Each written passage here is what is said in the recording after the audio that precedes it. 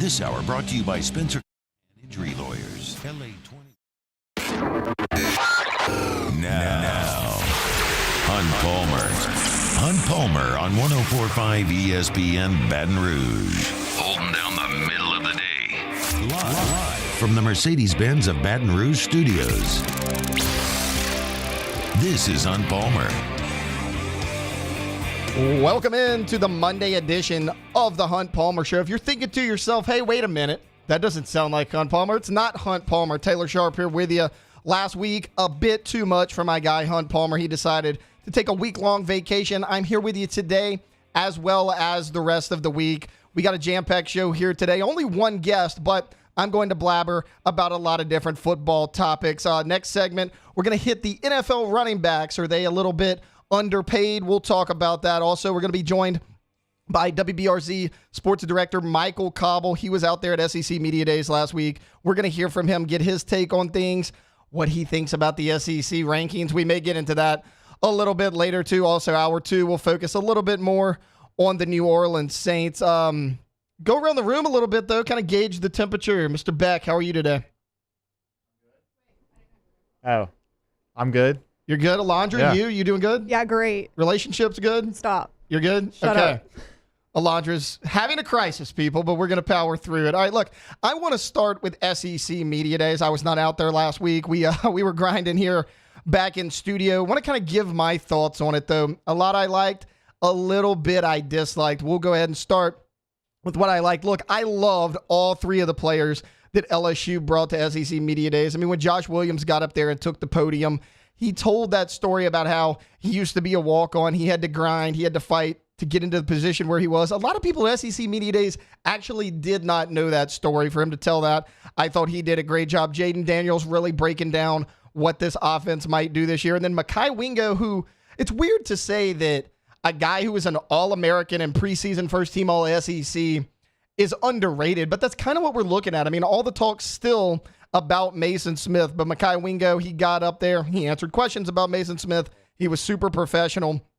And, of course, our head guy, Brian Kelly, he was absolutely excellent. Look, he continues to show just why he was the right guy for this job. He's so organized. The way he lays out his plan and he structures everything, it's very impressive. And, look, I'm obviously a little biased here, but he just seems a lot more personable now than he ever did when he was the coach at Notre Dame. He gets up there, he interacts well with the media, cracks a few jokes.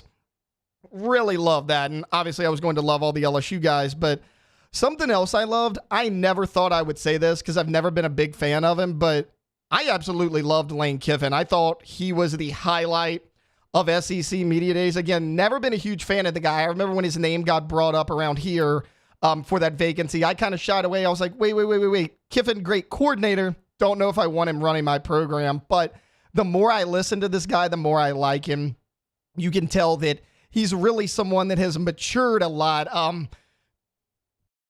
If any of you missed it, that interaction he had with the reporter, I don't know the reporter's name, but he raised his hand. He said, Lane, I get mistaken for you a lot. People say I look just like you. What are your thoughts on that? His answer was perfect. He was like, you should take advantage of that opportunity. Whenever people ask me if I'm Lane Kiffin, I say, no, that guy sucks. He's so self-aware that, there were some jokes about him from time to time, but he takes that, he runs with it. And then the kid was like, hey, what do you think? Do I actually look like you? And he was like, well, that depends on who your mom is. And I thought that was just a great story. Lane really stole the show. I think he's going to do some good things this year with Ole Miss. As far as what I didn't like, this is going to sound a little harsh, and maybe not liking is the right word because I do think he's a good coach, but I thought it was a rough day for Billy Napier. And again, I like Napier, but I think he's in a very tough spot. He continued to talk about rebuilding, and while he's right, if I were a Florida fan, I'd be concerned. I don't know if people realize how big of a rebuild Florida actually was when he took that job. I mean, we heard Dan Mullen get up there in those press conferences, talk about how he'll worry about recruiting in the offseason. This is in the season. Wasn't a great recruiter. That's why he kind of fell off each and every year he was there. The biggest question for me as far as Napier's long-term success, and it boils down to how long will the Florida administration give him? Because, again, I think he's a good coach, but sometimes good coaches get fired. It's just the way that college football and football in general goes. If you think about this, he could actually finish with a worse record this season than he did in year one. He has a very tough schedule ahead of him because he had 6 wins last year, but the schedule's not doing him any favors this year. We know he had that big win last year to open the season against Utah. Everybody's fired up.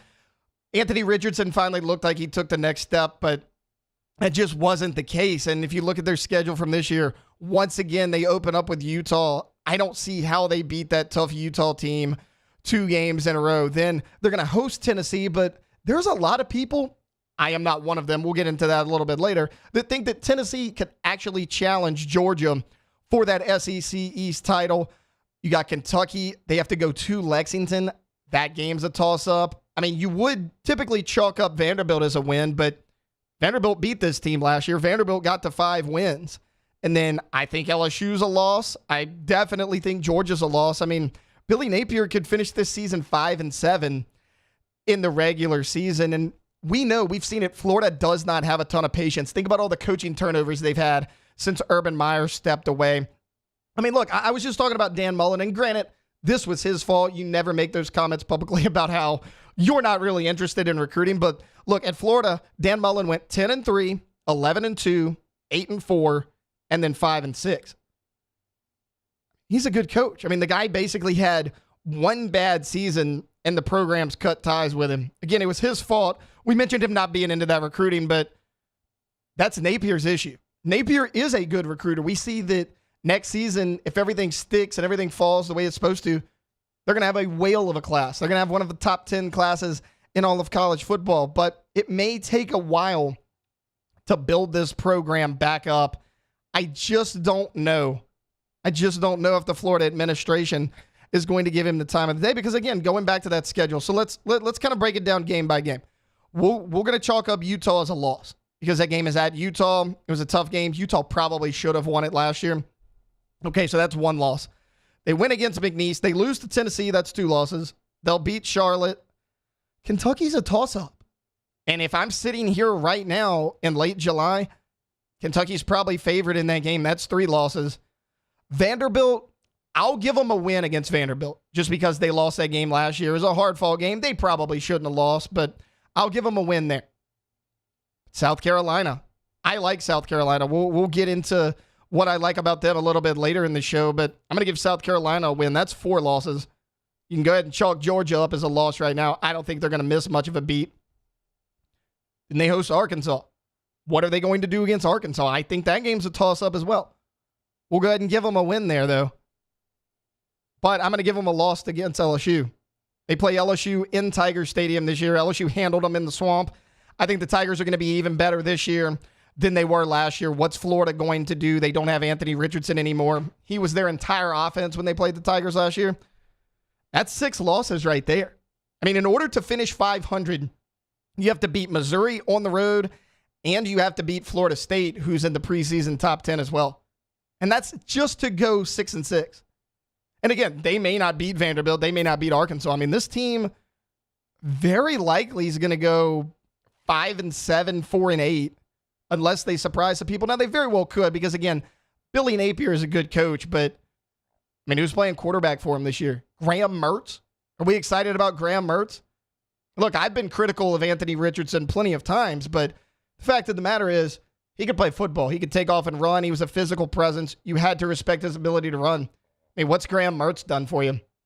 He won a few games at Wisconsin, but, I mean, were they all on him? They didn't ask him to do much. You got Ricky Pearsall on the outside. You brought him to SEC Media Days. He's a good player, but outside of him, what do you really have on this offense? His defense was okay last year. It would have to get a lot better. So, look, the guy's in a tough spot. I don't want to fault him too much. It's because, again, I think the cupboard was pretty bare when he got there. I think that people don't realize how bad of a spot Dan Mullen really left that program. But they're going to see this year because, again, he could actually take a step back, even though I think ultimately he will get them to where they want to get as long as they give him time. So we'll see what happens with Billy Napier, but loved everything I heard from Brian Kelly. I'm becoming a bigger and bigger Lane Kiffin fan by the day, and I got concerns about out there in Gainesville with Billy Napier and what he's going to do with the Florida Gators. All right, look, we're going to cut this segment a little bit short. We're going to take a timeout. On the other side of this break, we're going to talk some NFL contract issues, mainly surrounding the running back spot. Are they underpaid? I got some thoughts on that, and we'll hit it right after this.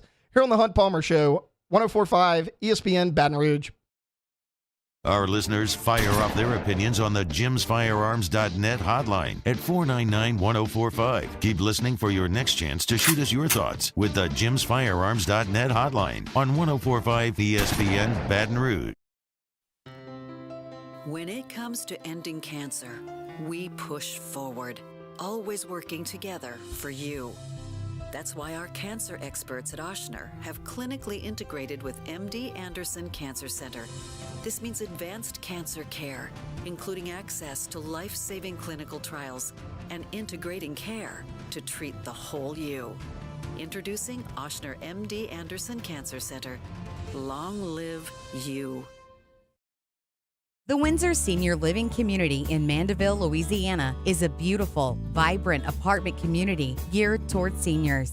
They are nestled right in the heart of Mandeville, where seniors live a more carefree lifestyle in spacious apartments with the peace of mind that comes from having a little extra help. Call the Windsor at 985-624-8040 to schedule a lunch and tour.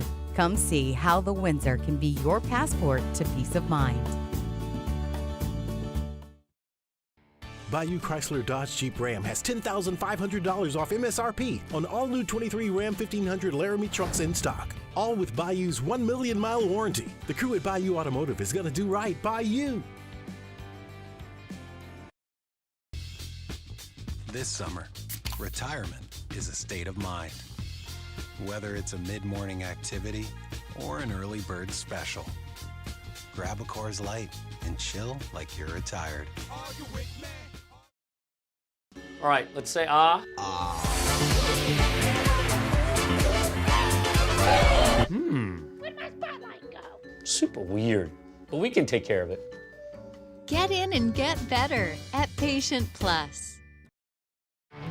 There it is, the extra mile, on the border of expected and extraordinary for those willing to go further, like vans customized for work or play, with safety and tech to keep you connected, supported by a 5-star sales, service, and finance team, and backed by the 1-star you know. So go the extra mile. It's never crowded, because so few have what it takes to go there. Mercedes-Benz Vans. I've been doing business with Luba for 25 years. They're dependable, trustworthy. It's just the attention to detail with our clients. Our folks have years and years of experience. They're highly trained professionals, but many companies have that asset. What I'd like to think makes Luba a bit different is that we use those talents in a way that truly is dedicated to serving the needs of the folks who depend on us.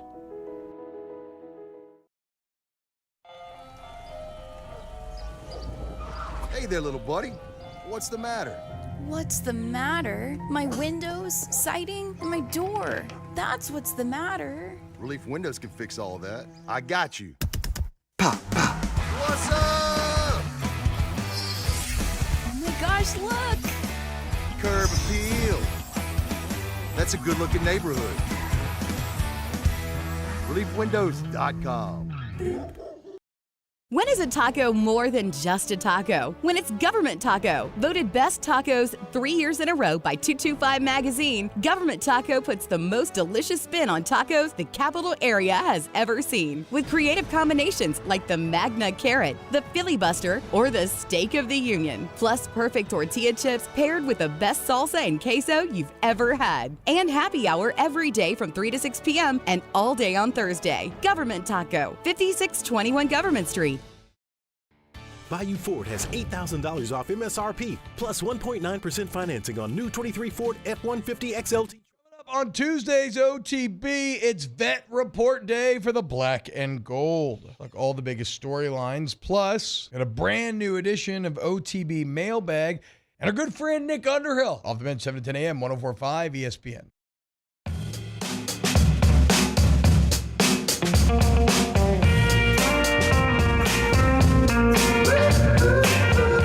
This is Hunt Palmer on 104.5 ESPN Baton Rouge. Well, it's almost Hunt Palmer. It's the Hunt Palmer Show. Taylor Sharp here with you, filling in for Mr. Hunt Palmer. I'm with you all week long. Don't know where he is, but he's probably out having a good time on vacation as we speak. Look, I teased it a little bit before we went to break. All the talk this weekend in the NFL has been about these running backs and whether or not they're undervalued. They got a little contract issue going on, and look, I get it. Some of you probably share the same sentiment with me. It's hard to feel bad for guys who are making millions of dollars to play a game. I get it. However, when I took a little bit of a deeper dive into this, I do think running backs are underpaid. And I never thought I would say that, but just take this into perspective. The average running back salary as of last season, the 2022 football season, was $1.76 million per year. The average salary for an NFL kicker, $2.5 million per year. So the average kicker in the NFL is making more than the average running back by almost a full million. Look, I get it. Kicker is certainly an important position. You can win and lose a lot of games due to that kicker position, but they're only on the field a few times a game. I mean, there's teams out there that are running the ball 20, 30, sometimes 35 times a game. Looking at you, Tennessee Titans. You got to pay these guys. But how much should they be paid? So a graphic was actually put out last week. I think it was last Friday when this whole news really broke, and it was talking about the annual salary for running backs that led the team in rushing in the Super Bowl game. So they took the Super Bowl winners and looked at who was their leading rusher in that game. It showed the last 10 years or so, and the numbers were shockingly low. Like lower than I thought they were going to be. However, I think whoever made that graphic, they either didn't do quite enough research or they had a certain bias to them. I took the liberty of taking that list and actually breaking down who was their leading rusher for the season, not necessarily in that game. So Percy Harvin, 2013, when he won the Super Bowl with the Seahawks, he was actually the highest paid guy on that list in terms of running backs in the Super Bowl. We all know Percy Harvin was not a running back. But again, he was the highest paid at just $2.5 million. But the lead back that season, it was actually Marshawn Lynch. He made just over $8 million per year. And if you remember, that was Russell Wilson's second year in the NFL. I mean, they were not asking him to do too much. They rode Marshawn Lynch to that Super Bowl. Teams keyed in on him. And if you remember that game, they did a lot of end arounds with Percy Harvin, gave him a direct snap every now and then. So yeah, he was a leading rusher, but Marshawn Lynch was the bell cow in that game, as well as the entire season.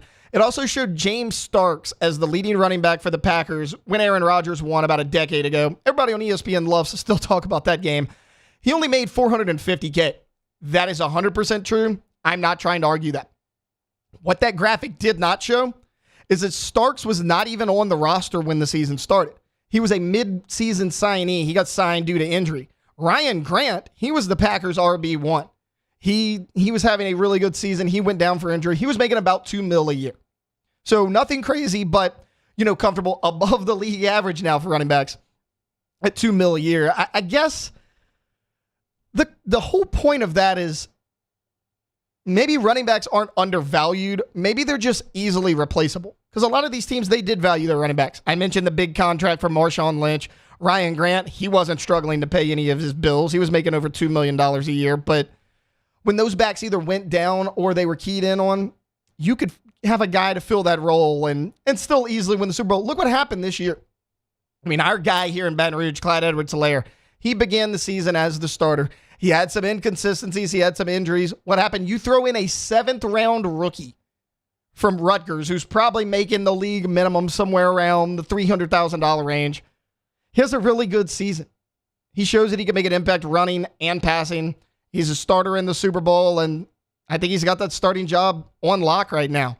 So maybe they're not undervalued because it's just maybe there's a lot of quality guys out there. Maybe they're easily replaceable. But the thing that really bothered me was these guys that either haven't got deals, won't sign their franchise tag, whatever it is, and are considering sitting out. First off, Saquon Barkley, He is threatened to sit out. He's not going to sit out. He can't sit out. Who's the last running back to sit out? It was Le'Veon Bell. That pretty much tanked his career. Pittsburgh was like, that's fine. You don't want to play? We don't need you. We'll get James Conner. James Conner was a really good Pittsburgh Steeler. He's having a lot of success at Arizona right now, too. He's basically their entire offense. What did Le'Veon do? He was like, I'm going to take this big money deal, sign with the Jets, who have no quarterback, no offensive line. They run him into the ground. You don't accomplish anything. They move on from him after a year. That year of sitting out, he didn't do what he was supposed to do. He wasn't even the same player when he came back. Melvin Gordon tried to do the same thing. Chargers called his bluff. He realized, I'm not on the same level as Le'Veon. He wound up signing his deal for a lot less than what they were originally offering him right before the season. He had a mediocre year. They send him off to Denver. That was the last time Melvin Gordon had been a featured back in the NFL. Saquon's not going to sit out. He can't sit out. However, there's three guys I want to highlight, one of which is Saquon Barkley, and kind of break down, should they get that long-term deal? As far as Saquon Barkley goes, this may surprise some people. No, I do not think Saquon Barkley should get this deal. I would stay far away from it. Look, injuries happen with running backs. Some happen more than others. Saquon Barkley is on that list. And those of you who know how I feel about Christian McCaffrey, you can come at me and say, well, he's just as injury prone. No, that's wrong. McCaffrey had one injury, kept him out the whole season. The Panthers' mismanagement, they rushed him back. He injured it again the following year, missed half the season. He's had one injury in the 6 to 7 years he's been in the league. Saquon Barkley, he gets a new injury every 3 weeks. It may not always be season ending like he had with that bad knee injury, but it's always something. And people are going to say, well, you paid Daniel Jones. Saquon Barkley's that whole offense. Look, if there's any Giants fans out there, I'm not being hard on you because I'm a Cowboys fan, but ask yourself this. Are you realistically a Super Bowl contender with or without Saquon Barkley? The answer is no, you're not. And look, Daniel Jones took a big step forward last year. He earned that money. He proved he belonged. And whether you agree with it or not, quarterbacks are overpaid in this league. Everyone knows that. I'm a Dallas Cowboys fan. My beloved team, they decided to pay Dak Prescott $43 million a year. That's backfired so far, but it is what it is. That's the market for quarterbacks. I would stay far away from Saquon Barkley. As far as Josh Jacobs goes, I think Jacobs has more than earned his money. He's never really had an injury of any significance that's kept him out in any sort of long period of time. They didn't pick up his fifth-year option last year. They said, Josh, you go out there, you earn it. If you earn this, we'll give you a long-term deal. He earned it. He led the NFL in rushing. He was the NFL rushing leader last year on an offense that really, outside of him, couldn't get anything going. I don't think that was Derek Carr's fault. You lost Hunter Renfrow. You lost Darren Waller. Guys are keying in on Devontae Adams. You had to count on Josh Jacobs a lot last year, and he delivered. The only thing that gives me pause on this, the Raiders have proven that they're rebuilding. I mean, you move on from your franchise quarterback, you grab Jimmy Garoppolo. I'm a big Jimmy Garoppolo fan. I think he's underrated. He's not better than Derek Carr. You intentionally downgraded at the most important position on the field. However, you got a guy who's trying to make a name for himself as a coach. It did not go well for Josh McDaniels in Denver. You need something. You need some sort of veteran presence. I think you have to re-sign Josh Jacobs. The one that's the most confusing to me is a guy like Tony Pollard. And not that Pollard's sitting out. First off, I don't understand that either. Pollard has yet to prove that he can be an every down bell cow back. I know a lot of people say, oh, well, Ezekiel Elliott fell off. He wasn't the same player he was. He didn't fall off as much as you'd think if you go look at the numbers, and he was still a really good short yardage back. So you let Zeke walk. You don't replace him. And then the big topic for Dallas, as a Cowboys fan, I remember reading this ad nauseum was, well, who do you sign? Do you sign Pollard to a long-term deal? Or do you go with Dalton Schultz? They let Dalton Schultz walk. By letting Dalton Schultz walk, you're showing everybody, hey, we're committed to Tony Pollard long-term. Because they said we can't pay both. We're committed to him long-term. They did the same thing a long time ago with Dez Bryant and DeMarco Murray. They let Murray walk. They signed Dez Bryant to a long-term deal. Why have you not signed Tony Pollard to a long-term deal yet? Sure, he's unproven, but who are you waiting to pay? You let Dalton Schultz walk because you weren't going to pay him. Zeke was willing to restructure his deal and take a little bit of less money. You said, no, we don't want to pay you. You go ahead and get out the building as well. Zach Martin, your starting left guard, who's probably one of the best guards in the NFL, he's threatening to sit out of training camp because you won't restructure his deal. He's making below average for a left guard. He's one of the top 5 guards in the league. Who are you waiting to pay? You let all these people walk so that you could pay Tony Pollard, so that you could prove that, hey, this is our guy, and you won't pay him either. Who are you trying to pay? Are you going to give Dak even more money and push the franchise even further away from the Super Bowl? I mean, what are you doing? This is not a Super Bowl ready roster, but you got to do something. Maybe it's not even Pollard, because I'm not 100% sold on him. Again, I don't know if he can be that every down back. But who's behind him? Malik Davis? Look, I'm a Deuce Vaughn fan. His dad's been a good coach in Dallas for a while. He was a great running back in college. Deuce Vaughn's not big enough to be an every down running back. If you could use him as that Darren Sproles type role, that's fine. But not only have you let all these people walk, you did not re-sign anyone else as a quality backup for Tony Pollard. Now you're at risk of losing him because you won't pay him. I don't understand that at all. That's one of the other Jerry Jones mysteries that I'll never quite be able to put my finger on. But look, a report came out yesterday that a lot of the running backs, they got together. Zoom meeting, very professional. I feel like they all could have got together, but training camp right around the corner, and they met with guys like Alvin Kamara, Christian McCaffrey, all the guys that are making those big-time money. Austin Eckler, he's another guy that's in a contract dispute right now. And look, are they going to unionize? What are they going to do? I don't really think they have any leverage here. I don't think they have any choice. I mean, what is their other option if the team doesn't pay them? We're going to sit out a year, where we're going to become a Le'Veon Bell. We're going to become a Melvin Gordon. We're going to go sign with a team that's not a legitimate contender. They'll give us a nice contract for 1 year. I mean, look at the guys that are still free agents. Kareem Hunt, he doesn't even have a lot of tread on the tires. Everybody pushes back on paying running backs, saying, hey, they got all this tread on the tires. We're using them too much. Kareem Hunt's really never been a featured back in the NFL. He's only 27 years old. He still doesn't have a team. Leonard Fournette, he still doesn't have a team. Dalvin Cook's out there. Dalvin Cook, top 10 running back in the NFL. He doesn't have a team. Zeke hasn't found another team yet. What choice do these running backs have? It's proven right now how dried up the market is for these backs, with these bigger name guys than them, frankly, especially a Pollard, that still don't have deals. Now, they're going to get deals, but look, it's not unrealistic to think, hey, Dalvin Cook sits out a year. He doesn't get his contract. He sits out a year. He joins a team like, I don't know, Houston Texans, Chicago Bears, Detroit Lions, somebody who's not really going to contend for anything seriously. They run you into the ground, try to get what they can out of you. They don't re-sign you. You sign with another team in a one-year deal, and then you're out of the league. That's pretty much what happened to Le'Veon Bell. He went to the Jets. He was gone. He tried to stick with the Bucs. Couldn't really do it. Played sparingly. Won a ring with Kansas City, but didn't really contribute a lot to it. I mean, it's a bad place right now if you're an NFL running back. I think they should get paid, but I mean, what leverage do they have? All right, look, that's going to wrap up a little bit of our NFL talk. We'll get into some Saints in hour number 2. Want to take a timeout, kind of circle back to SEC Media Days coming up next. We got WBRZ's Michael Cobble. He'll join me. We'll chit-chat about what he liked from SEC Media Days. That's coming up next here on the Hunt Palmer Show, 104.5 ESPN Baton Rouge. In times of need, get a full list of phone numbers, websites, and other important emergency information on the Demco Stormwatch page at 1045ESPN.com.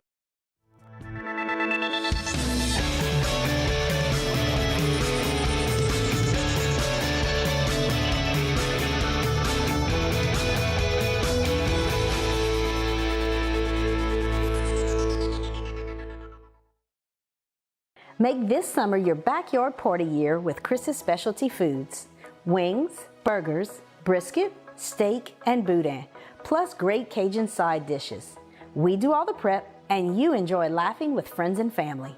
Chris's Specialty Foods, Millerville, New Orleans, Prairieville, and Frisco. Everybody loves Chris's authentic Cajun meat.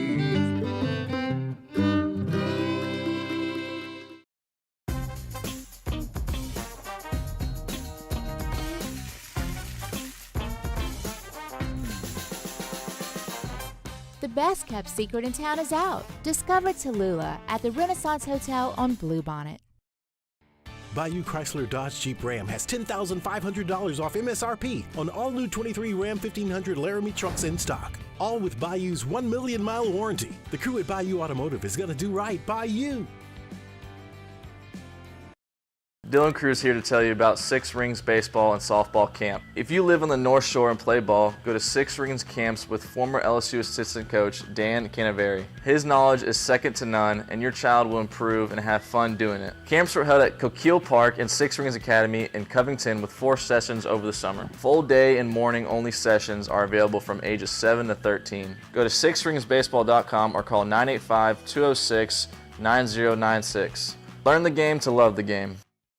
Gulf Coast Office Products is a nationally recognized Savin office equipment dealer based right here in Louisiana. Over 100 employees strong, Gulf Coast has the boots on the ground to support all vertical markets from education, engineering, legal, and finance. With the latest in office technology, from desktop to production segment units, Gulf Coast and Savin have the perfect fit for you.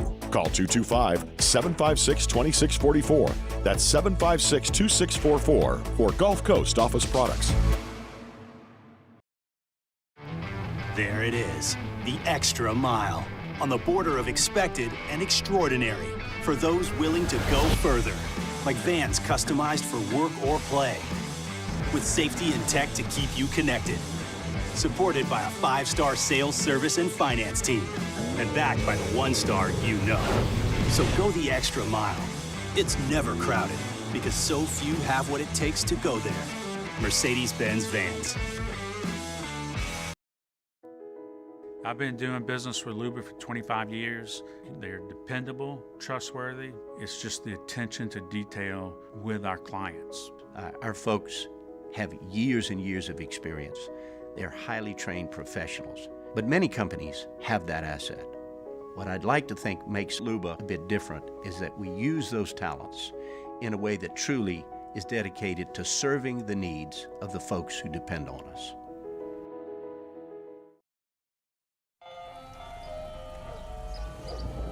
Hey there, little buddy. What's the matter? What's the matter? My windows, siding, and my door. That's what's the matter. Relief Windows can fix all of that. I got you. Pop, pop. What's up? Oh my gosh, look! Curb appeal. That's a good-looking neighborhood. ReliefWindows.com. Get 3.99% financing on select 2023 models at Corval Toyota in Opelousas. And we also... Matt Moscona inviting you to join us for Monday's AFR, presented by Relief Windows. We're previewing Saints training camp and what to watch at Big Ten and ACC Media Days. Join us Monday, 3 to 6, 104.5 ESPN Baton Rouge.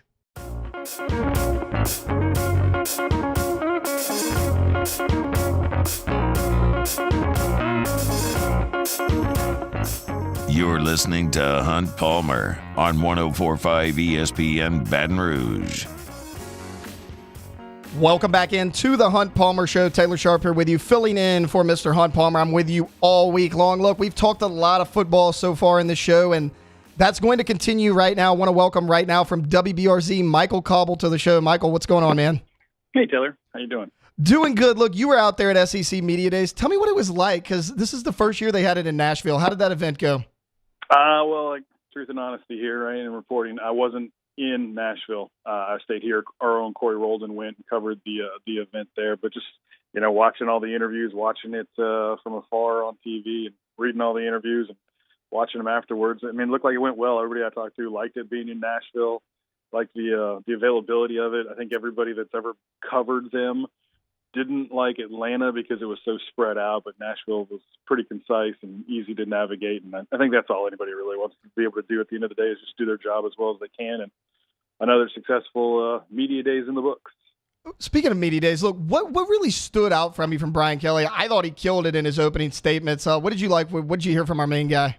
I think just the comfort and the ease that he's operating with, here in Baton Rouge. So much of what we talked about with him was the fit and, what kind of fit would he be? How would he assimilate here, to the South? And he, I don't feel like he's changed himself, but he's certainly been able to slide in with relative ease. I think it's impressive the amount of comfort that he's operating with and the kind of just the way he navigates his day to day and interaction with, various, like that's the thing about Louisiana. It's very, very different, depending on where you go, who you talk to. and I feel like he fits in anywhere. Yeah, no doubt. And look, I was talking when I opened the show, and of course this is a little bit of my bias show, and I feel like he's a lot more personable now than when he was at Notre Dame. He always seemed to kind of have that little, that tightness in his shoulders or whatever. He's a lot more relaxed now, likes to joke around with the media a little bit. Well, he even said that, he said, somebody asked him what's the biggest difference between the two. He said, I don't have to wear a tie to work every day.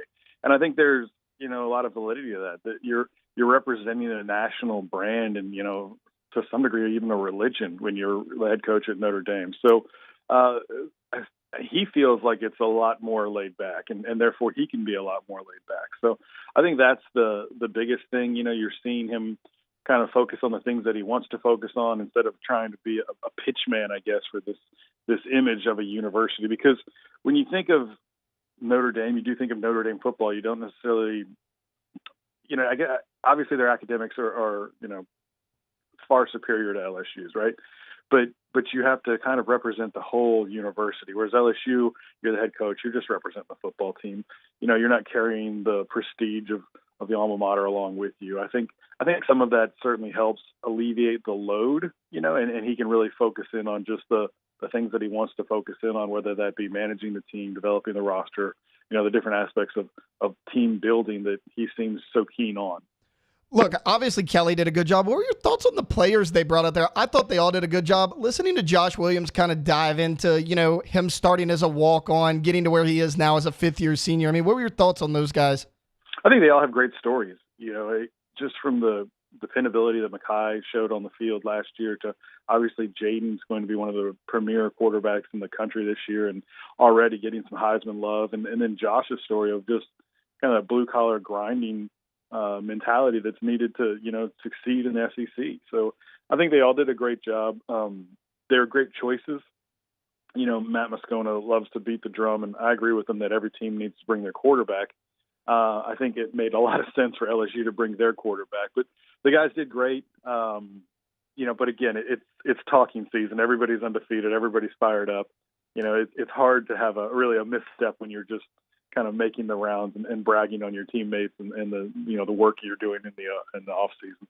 Look, was there somebody there, and it didn't even have to be LSU related. I mean, that last segment I talked about how Lane Kiffin's impressing me more and more, and I'm starting to become a bigger fan every time I listen to his press conference. What kind of stood out to you as a whole for media days? I think maybe Hugh Freeze and just his ability to kind of jump on the grenade and deflate it to some degree. Even same thing with Josh Heupel and the NCAA sanctions. Just kind of I like it when coaches don't really skirt around the issues and just kind of address them head on and be like, yeah, this is what it is. Let's move past it, because it makes less of a bigger issue out of it when you do that, as opposed to trying to hide it or shelter it. Lane was. I always think Lane's so boring with his draw, but he does to slip in like a nugget here or there. Again, it's very interesting when you cover media days, because after your team leaves, it's just like super deflating. It's just like, I got to sit here and listen to Missouri head coach Eli Drinkwitz. This is going to be murder. So it's funny how much you want to get away from it once your team leaves. And with LSU always going on Mondays, it's tough for the LSU media to kind of keep it interesting once you've kind of really reached your crescendo and hit its peak. Yeah, and it's even worse. Not only are they starting on opening day, they've been the opening team. I mean, they've kicked the entire event off. Look, Cobble, kind of shifting a little bit. The SEC rankings came out as to everybody that was in Nashville got to kind of vote on where they thought these teams are going to finish. A lot of people expected LSU to be first, to be projected to win the West. That is actually not the case. They were picked to finish second behind Alabama. What are your thoughts on that?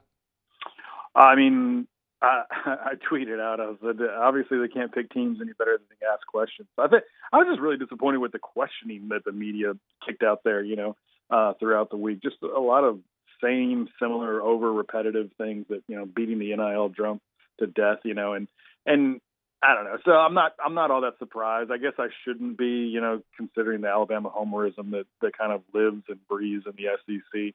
I was surprised that LSU, it wasn't tighter. I thought it was going to be at least, a coin flip, but Alabama really kind of ran away with it. I have LSU ahead of them in my preseason picks. I just feel like they have the better talent, the better cohesive team. Now, certainly Nick Saban is the GOAT for a reason, and you can't bet against him. But I do see a pathway where Alabama has a struggling season by their standards, and I certainly hope that's the case. I love it when the tide's down because it lets everybody else kind of rise up. And we're starting to see Georgia, I guess, in that vein, where they're always the favorite, and they're going to be the ones that are picked to do it once again. I guess it's on talent.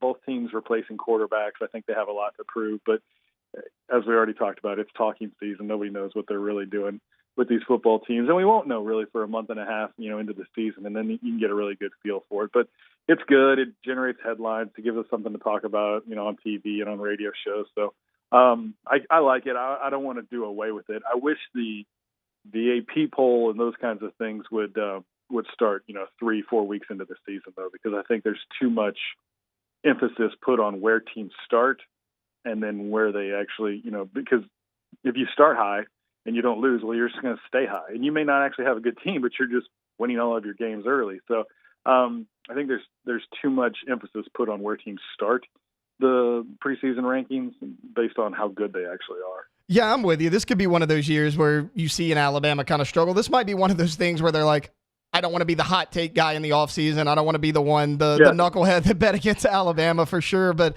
look, you said you have LSU first in your rankings. I don't know why you wouldn't. Obviously, you're pretty high on them. How do you think they'll finish this year? What does 2023 look like for the Tigers? I mean, I think they have a chance to run the table. I was looking at the schedule the other day, and certainly, that requires a healthy team, a team that's, injury free and can last the season that way. But they can beat every team on their schedule. I don't see any really holes in this one.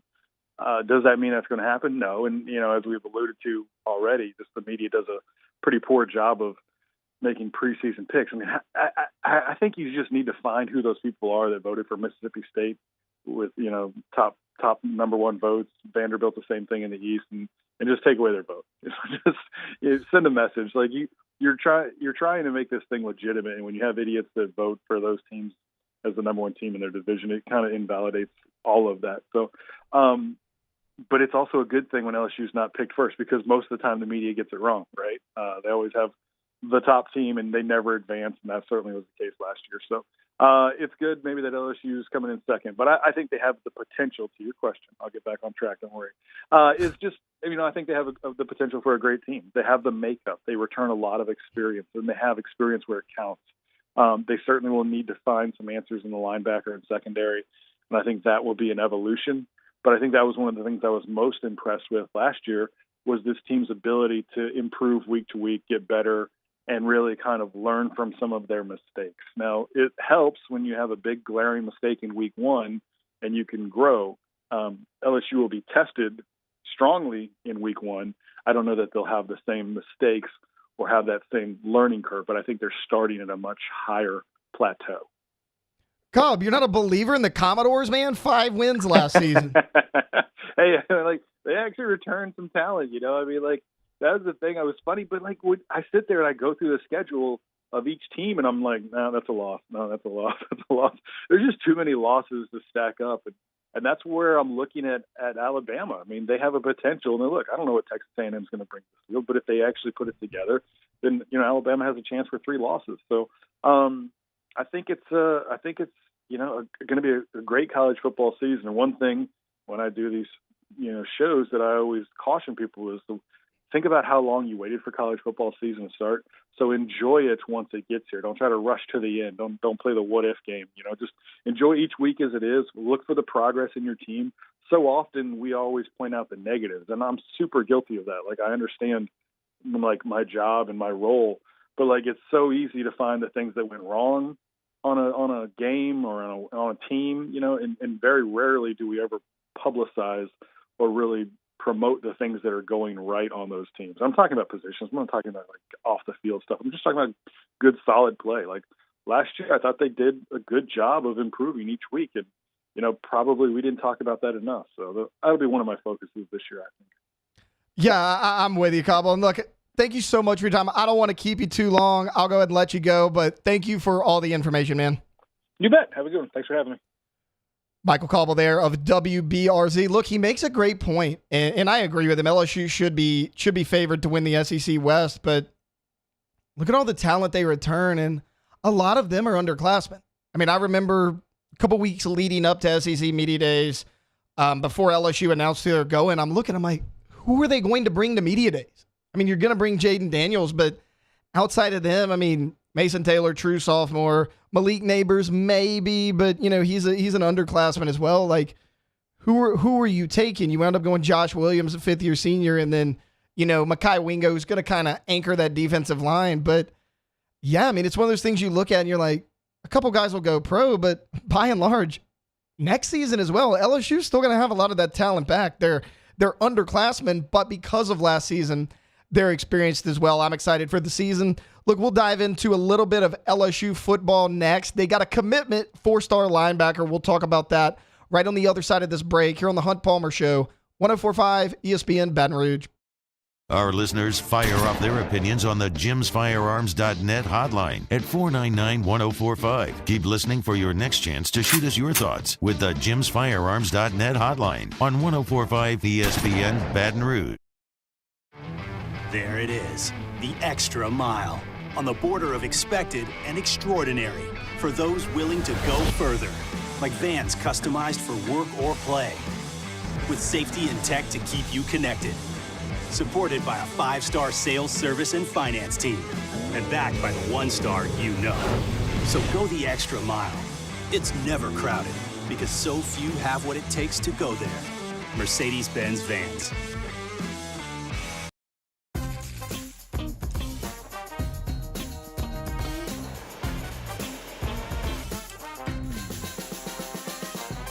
The best kept secret in town is out. Discover Tallulah at the Renaissance Hotel on Bluebonnet. Oh, hey, what's up? It's Big D and Bubba, 100.7 The Tiger Morning Show. We'd love for you to join us every weekday, 4 a.m. till 9 a.m. Yeah, everything you want in a show. Country music. We got laughs. We got celebrity in-studio guests.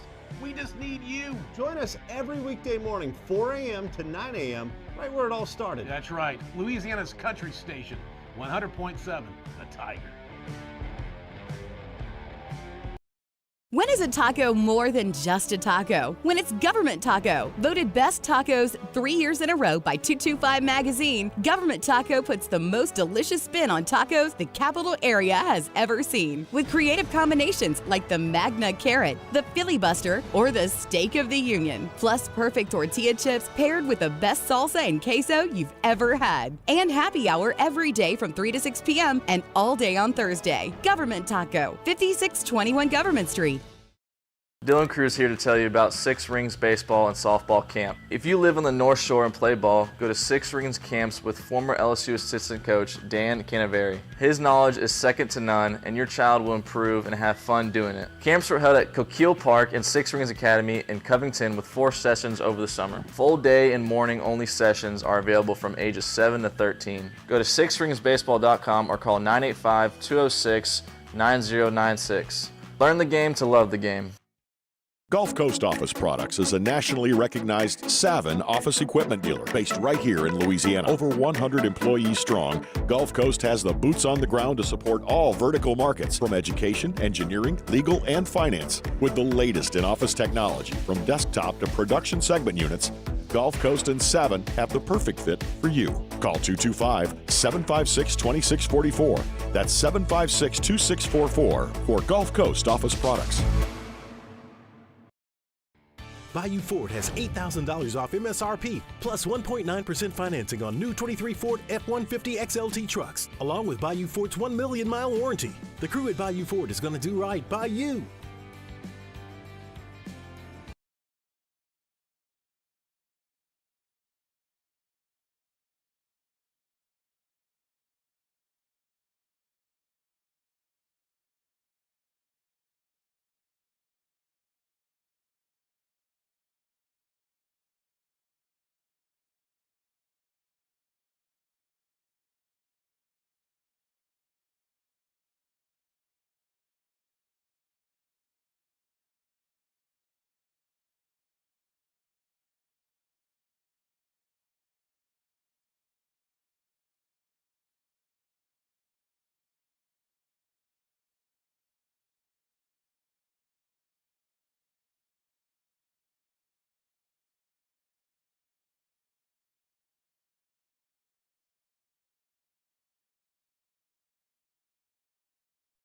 On Tuesday's OTB, it's Vet Report Day for the Black and Gold. Like all the biggest storylines, plus got a brand new edition of OTB Mailbag and our good friend Nick Underhill off the bench 7 to 10 a.m. 104.5 ESPN.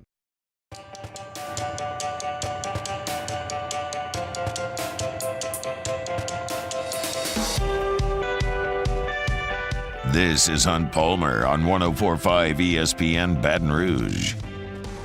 Welcome back into the Hunt Palmer Show on this Monday. Taylor Sharp here with you, filling in for a vacationing Hunt Palmer. I'm with you all week long.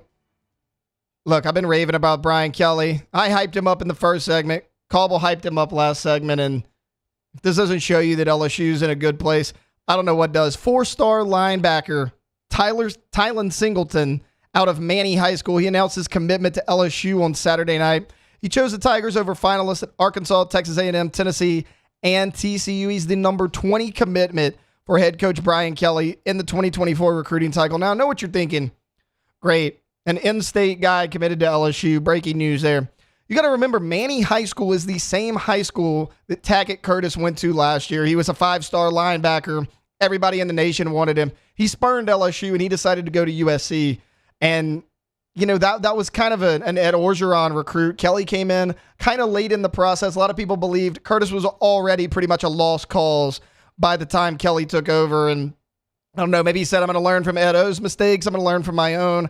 I'm going to get this one right. I'm going to land Tylen Singleton. That's exactly what he did. And look, I know we've seen it before about this is my dream school. And then on National Signing Day, they put on another hat and fool everybody. But Singleton, if you believe him on social media, he certainly seems to be locked in. He said 100% committed. I would like to thank all the coaches for recruiting me and giving me the opportunity, but I will be staying home. He goes on to say that everybody dreams about playing for LSU if you're from Louisiana. And listen to what he said about Coach Kelly. He said, Coach BK came in his first year and did some crazy things, and I think they're going to keep heading into that direction. That's the importance of getting to LSU and really firing on all cylinders from the beginning. Recruiting's only going to get better from here. You heard Brian Kelly. He doesn't even think this roster here is ready to compete for that national championship. But look, you keep bringing in guys like a Tylen Singleton, all the other guys that are already committed for that 2024 cycle. You're going to have a heck of a team. Singleton continued with his rave reviews. He said that big fan of Coach Matt House. He said he went there, sat in his office for 2 hours. You know, Matt House, he came to LSU as the Kansas City Chiefs linebackers coach, so he's going to be coaching Singleton hands-on. And, I mean, look, he's got some pretty good guys to learn under, right? I mean, look at the linebacker duo this year of Omar Spates and Harold Perkins. Perkins will be back for that 2024 season. He can learn under him, kind of maybe be that next guy up in the linebacker rotation. But, look, it looks like LSU landed a good one. Guys over 24/7 Sports, they rank Singleton as the nation's number 15 linebacker and number 150 prospect overall. They have him anywhere between 10th and 140 respectively. Last season as a junior, Singleton, he had a pretty good season, 75 tackles, 4 interceptions from that linebacker spot, and 2, not 1, but 2 pick sixes. So he's certainly one of those guys that can drop back into coverage. That's something we kind of saw from Harold Perkins last year that people don't realize because, you know, on the back half of the year, Perkins was so good at rushing the passer, but he had that incredible pick against Auburn, and he did a lot of great things in pass coverage. I think his pass coverage is underrated, and it looks like LSU's got another one. Look, that's going to do it here for the first hour of the Hunt Palmer Show. Jam-packed show. We started off, kind of gave you my thoughts, recapping SEC Media Days. We talked a little NFL running backs on, are they underpaid? I didn't think so at the beginning, but the more I kind of dive into it, I kind of think they are. But unfortunately for them, there's not a whole lot they can do about it. Then, joined by Michael Cobble, he gave his thoughts on SEC Media Days, kind of previewed the season as a whole, where he thinks the Tigers are going to go. He's got them coming out of the SEC West, and there's a lot of people out there who actually agree with him. But look, we got one more hour coming up with you. We're going to kick off the 2 o'clock hour. I'm going to give you this surprise and disappointing team, one out of the SEC East, one out of the SEC West, see how things may actually shake out this season after those SEC rankings came out. Then we're going to hit on a little Derek Carr, why I think people are kind of sleeping on him a little bit. We're also, it's list season.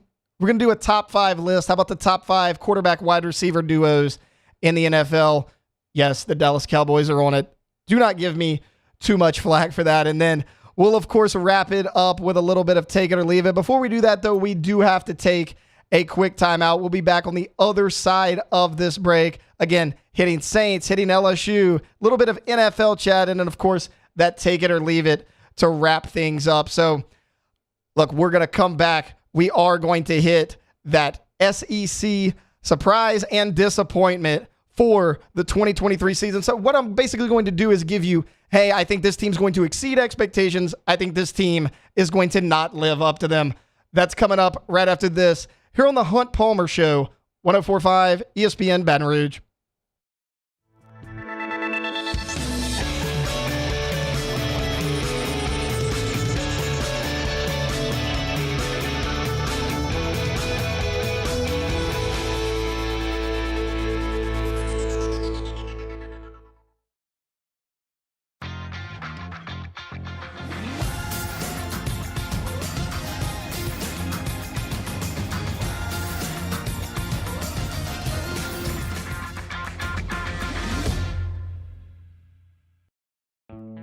The importance of doing this fortified program and offering it to people down here is, number one, the only real chance you're going to get to do this is when you put on a new roof or build new. And through companies like HUDCO, who's kind of leading the way in this thing, it's going to offer the customers a huge advantage in the insurance market and the price of their insurance. You know, we're not looking to make a fortune off fortifying. We're trying to give you a better product than our competitor at the moment. I'm trying to do something that he can. I'm trying to give you something better. So a lot of these insurance jobs, you're getting a re-roof, you're only paying your deductible. Let's sit down and talk about the fortified and let's see what it does to your insurance premium. You're getting a steal. Yeah. You're getting a brand new roof and a fortified certificate for your deductible, essentially. And I think we're rocking and rolling.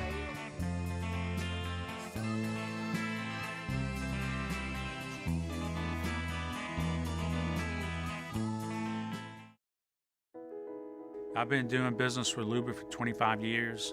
They're dependable, trustworthy. It's just the attention to detail with our clients. Our folks have years and years of experience. They're highly trained professionals, but many companies have that asset. What I'd like to think makes Luba a bit different is that we use those talents in a way that truly is dedicated to serving the needs of the folks who depend on us. There it is, the extra mile, on the border of expected and extraordinary, for those willing to go further, like vans customized for work or play, with safety and tech to keep you connected, supported by a 5-star sales, service, and finance team, and backed by the 1-star you know. So go the extra mile. It's never crowded, because so few have what it takes to go there. Mercedes-Benz Vans.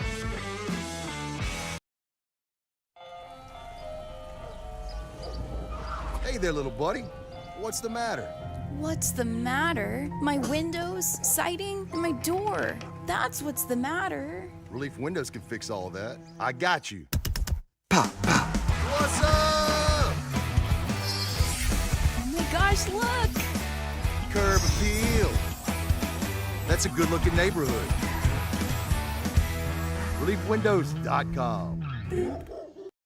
When is a taco more than just a taco? When it's Government Taco. Voted best tacos 3 years in a row by 225 Magazine, Government Taco puts the most delicious spin on tacos the capital area has ever seen. With creative combinations like the Magna Carrot, the Filibuster, or the Steak of the Union. Plus perfect tortilla chips paired with the best salsa and queso you've ever had. And happy hour every day from 3 to 6 p.m. and all day on Thursday. Government Taco, 5621 Government Street.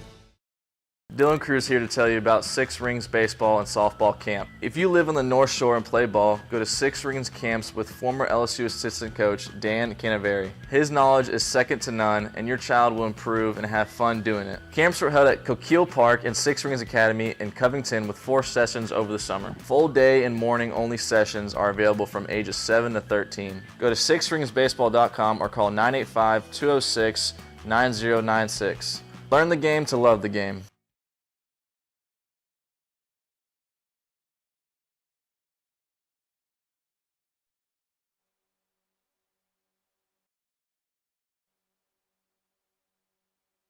This is SportsCenter. I'm Christine Lisi. Defensive back C.J. Gardner-Johnson, one of the Lions' top free agents, appears to have avoided major injury. ESPN's Field Yates reports an MRI on his injured right knee showed no structural damage. He's considered day-to-day. Nyheim Hines, a key special teams and offensive player for the Bills, expected to miss the season with a left ACL injury, was hurt when he was struck by a jet ski. A huge decision looming for the Angels with MLB's August 1st trade deadline approaching. Will they trade two-way superstar Shohei Ohtani or risk losing him this winter as an unrestricted free agent? The Angels have said they won't trade him if they remain in playoff contention.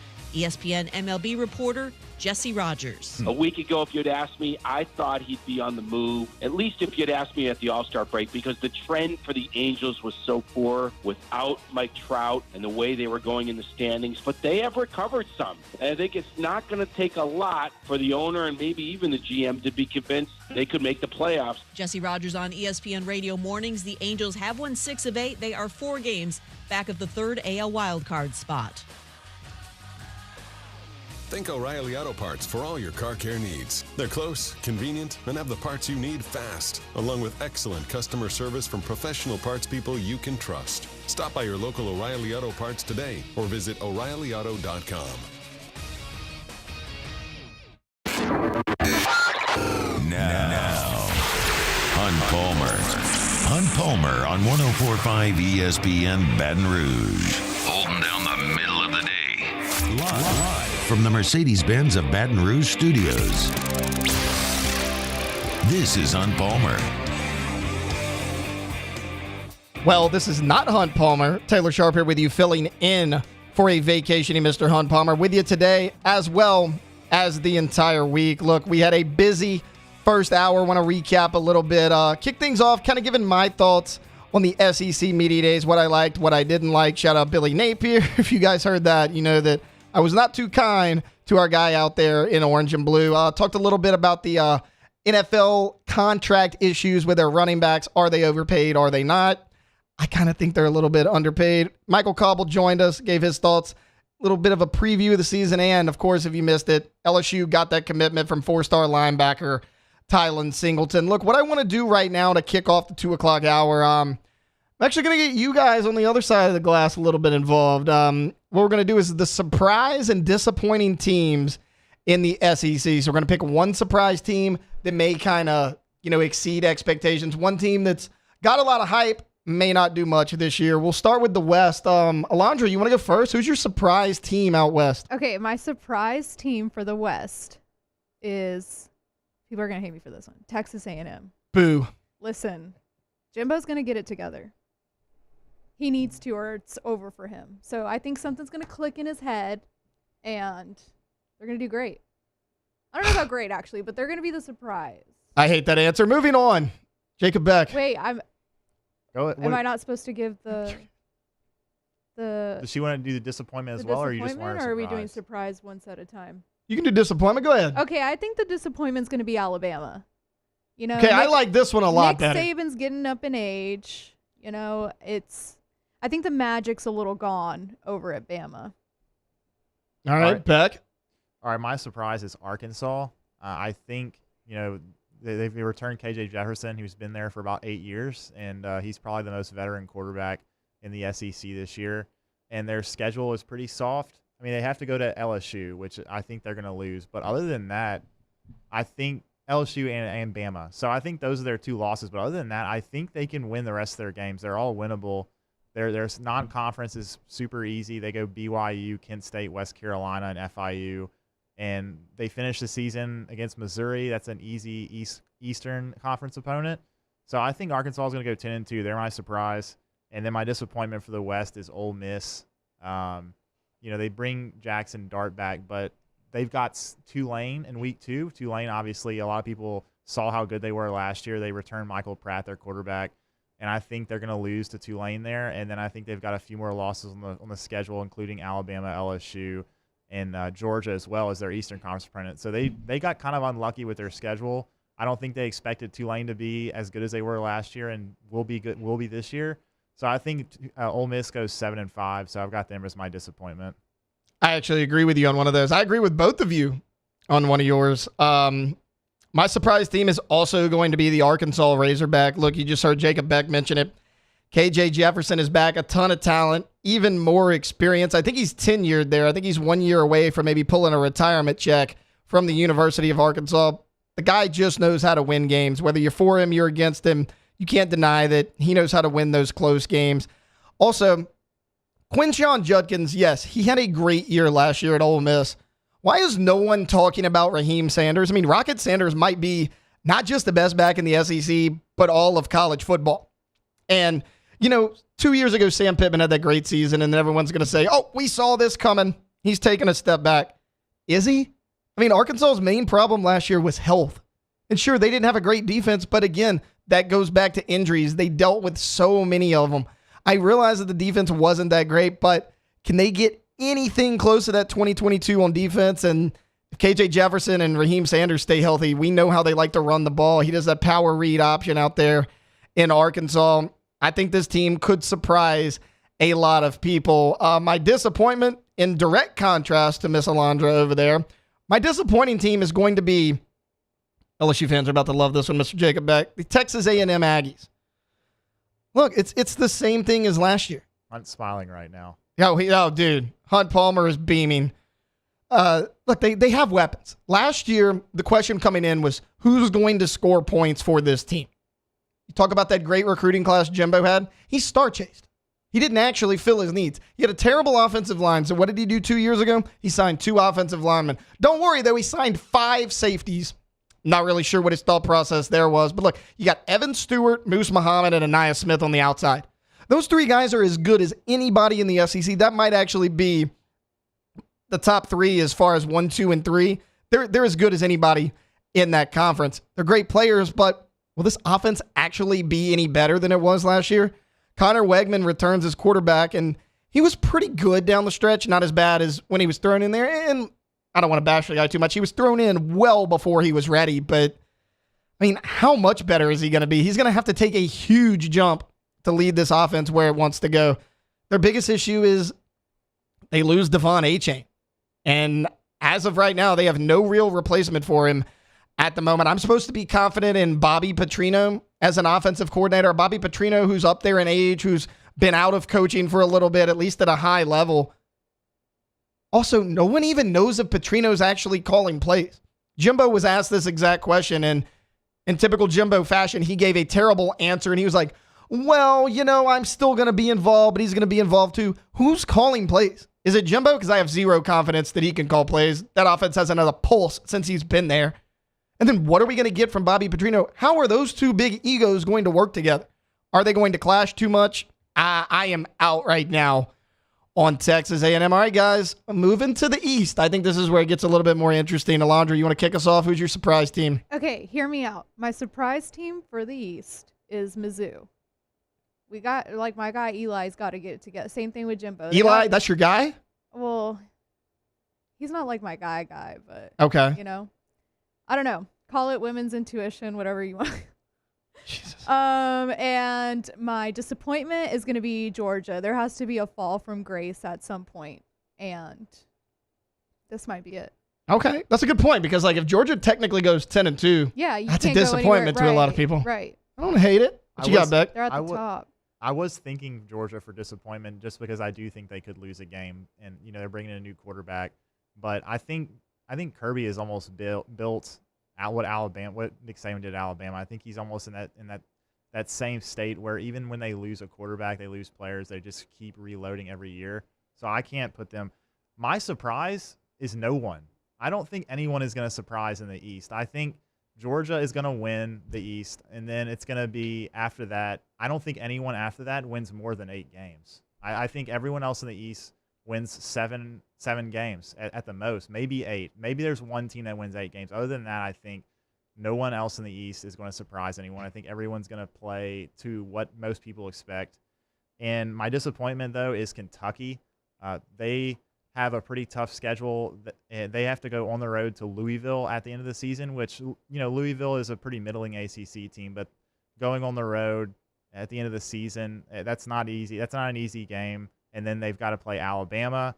They've got Tennessee at home, but that's going to be a tough one. At South Carolina, at Mississippi State. So they've got a lot of tough road games. I can see them easily going 7-5, maybe 6-6. And they're losing Will Levis, first round draft pick. So I think Kentucky is going to struggle a lot this year. So they're my disappointment. People are going to realize this season how good of a quarterback Carson Beck is for Georgia. And that's unfortunate. All right. My surprise team, I'm not going to pull a Jacob Beck and go no one, even though I agree with his point of everybody might actually go 8-4. But this is just a team that everybody's sleeping on right now. My surprise team out of the East right now is South Carolina. The Gamecocks, they play better than anybody outside of Georgia in the SEC the last 3 to 4 games of the season. Look, Spencer Rattler was great down the stretch. He looked like one of the best quarterbacks, not just in the SEC, but all of college football. And that's what we expected from him when he came out of high school. For whatever reason, it did not gel for him at Oklahoma. And he struggled a little bit out of the gate, but the talent's always been there. What's been the knock on Spencer Rattler? It's the inconsistencies. If he can cut down on those inconsistencies, be a little bit more consistent, cut down on those turnovers, I mean, I don't see why this offense can't be really, really good. Also, the defense should continue to get better. They got better as the year went last year, and I personally think Shane Beamer, one of the best young coaches in college football right now. I'm liking that guy more and more. As far as my disappointing team, this might be a little bit of a surprise to some people, not to me. What surprises me is why everyone just automatically assumes they're going to replicate what they did last year. I don't understand the hype with the Tennessee Volunteers at all. I could be completely wrong on this one, but do we realize, let's take a second and realize how much they're replacing on the offensive side of the ball. No more Hendon Hooker. They also have to replace Cedric Tillman and Jalen Hyatt, who are great receivers. I mean, they could have easily been first-round picks this year if it wasn't for injuries and how deep the receiving class was. That's a tall task for anyone. Now, this moves me on to Joe Milton. Joe Milton is getting a lot of hype coming into the season. Why? What has Joe Milton actually done? He was bad at Michigan. He got benched. He lost his starting job. He was the starter 2 years ago over Hendon Hooker. What happened? He played poorly. He got benched.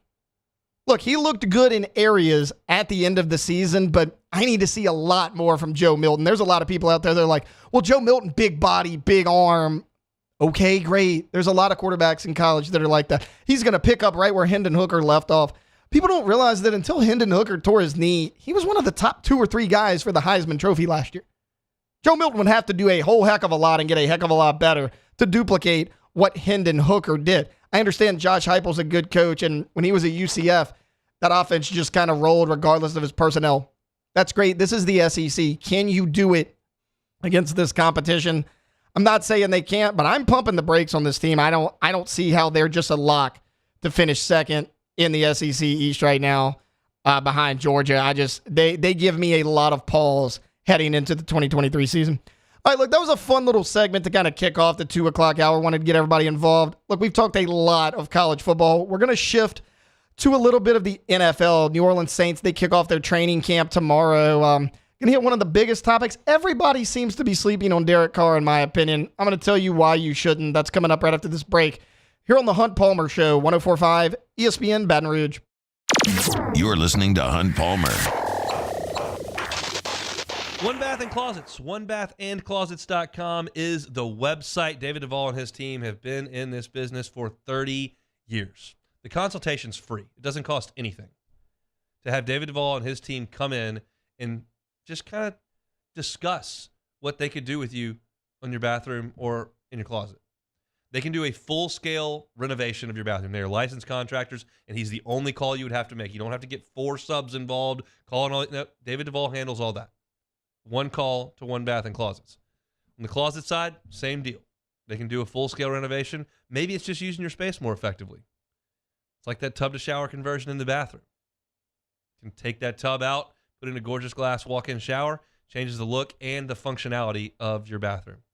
OneBathAndClosets.com is the website. You can see their great work. They've got great pictures of it there. You can request a consultation. You can look at their reviews. It's all right there on the website. It's OneBathAndClosets.com. In times of need, get a full list of phone numbers, websites, and other important emergency information on the Demco Stormwatch page at 1045ESPN.com. When is a taco more than just a taco? When it's Government Taco. Voted best tacos 3 years in a row by 225 Magazine, Government Taco puts the most delicious spin on tacos the capital area has ever seen. With creative combinations like the Magna Carrot, the Filibuster, or the Steak of the Union. Plus perfect tortilla chips paired with the best salsa and queso you've ever had. And happy hour every day from 3 to 6 p.m. and all day on Thursday. Government Taco, 5621 Government Street. Gulf Coast Bank and Trust is giving our customers the power to bank anywhere, anytime during this challenging event. And we're right there with you. Our mobile banking app is a smart way to manage your money and time. Gulf Coast Bank and Trust, the bank that cares about you. Here at Corval Toyota in Opelousas, we have in stock 2023 Toyota Tundras, and you can get $1,000 special edition bonus cash. $1,000 bonus cash. So come on down to Happy Town. That's Corval Toyota in Opelousas, Happy Town, USA. Dylan Cruz here to tell you about Six Rings Baseball and Softball Camp. If you live on the North Shore and play ball, go to Six Rings Camps with former LSU assistant coach Dan Canaveri. His knowledge is second to none, and your child will improve and have fun doing it. Camps were held at Coquille Park and Six Rings Academy in Covington with 4 sessions over the summer. Full day and morning only sessions are available from ages 7 to 13. Go to sixringsbaseball.com or call 985-206-9096. Learn the game to love the game.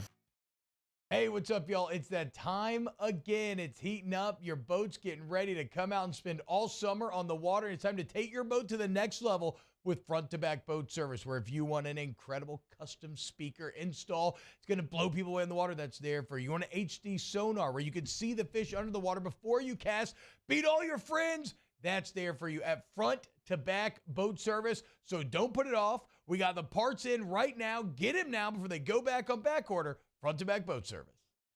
Gulf Coast Office Products is a nationally recognized Savin office equipment dealer based right here in Louisiana. Over 100 employees strong, Gulf Coast has the boots on the ground to support all vertical markets, from education, engineering, legal, and finance. With the latest in office technology, from desktop to production segment units, Gulf Coast and Savin have the perfect fit for you. Call 225-756-2644. That's 756-2644 for Gulf Coast Office Products. I've been doing business with Luba for 25 years. They're dependable, trustworthy. It's just the attention to detail with our clients. Our folks have years and years of experience. They're highly trained professionals. But many companies have that asset. What I'd like to think makes Luba a bit different is that we use those talents in a way that truly is dedicated. It's Matt Moscona inviting you to join us for Monday's AFR, presented by Relief Windows. We're previewing Saints training camp and what to watch at Big Ten and ACC Media Days. Join us Monday, 3 to 6, 104.5 ESPN Baton Rouge.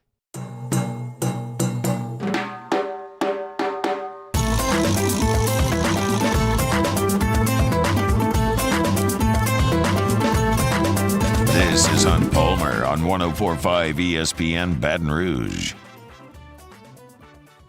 Welcome back into the Hunt Palmer Show here on 104.5 ESPN Baton Rouge. Taylor Sharp filling in for you, and producer Alondra was really digging this bump music, so I don't blame her. It's a jam. All right, look, I want to shift focus a little bit to the New Orleans Saints. They start their training camp tomorrow officially, and a lot of topics out there that we could hit on, whether it's what they're going to do with that number 2 corner spot between Alontae Taylor and Paulson Adebo. Are they ever going to figure out their defensive line and get people out there that'll actually be heavy? Is Trevor Penning a bust? Is he not a bust? There's plenty, but what I want to do is the most important position in football. I want to talk a little bit about Derek Carr, because, the more I sit back, the more I hear people say, well, we're not sure if Derek's that great. He never won a ton when he was with the Raiders, whether it was in Oakland or in Vegas. We're gonna pump the brakes on him a little bit. People worry about his production with the Raiders. He had no help there.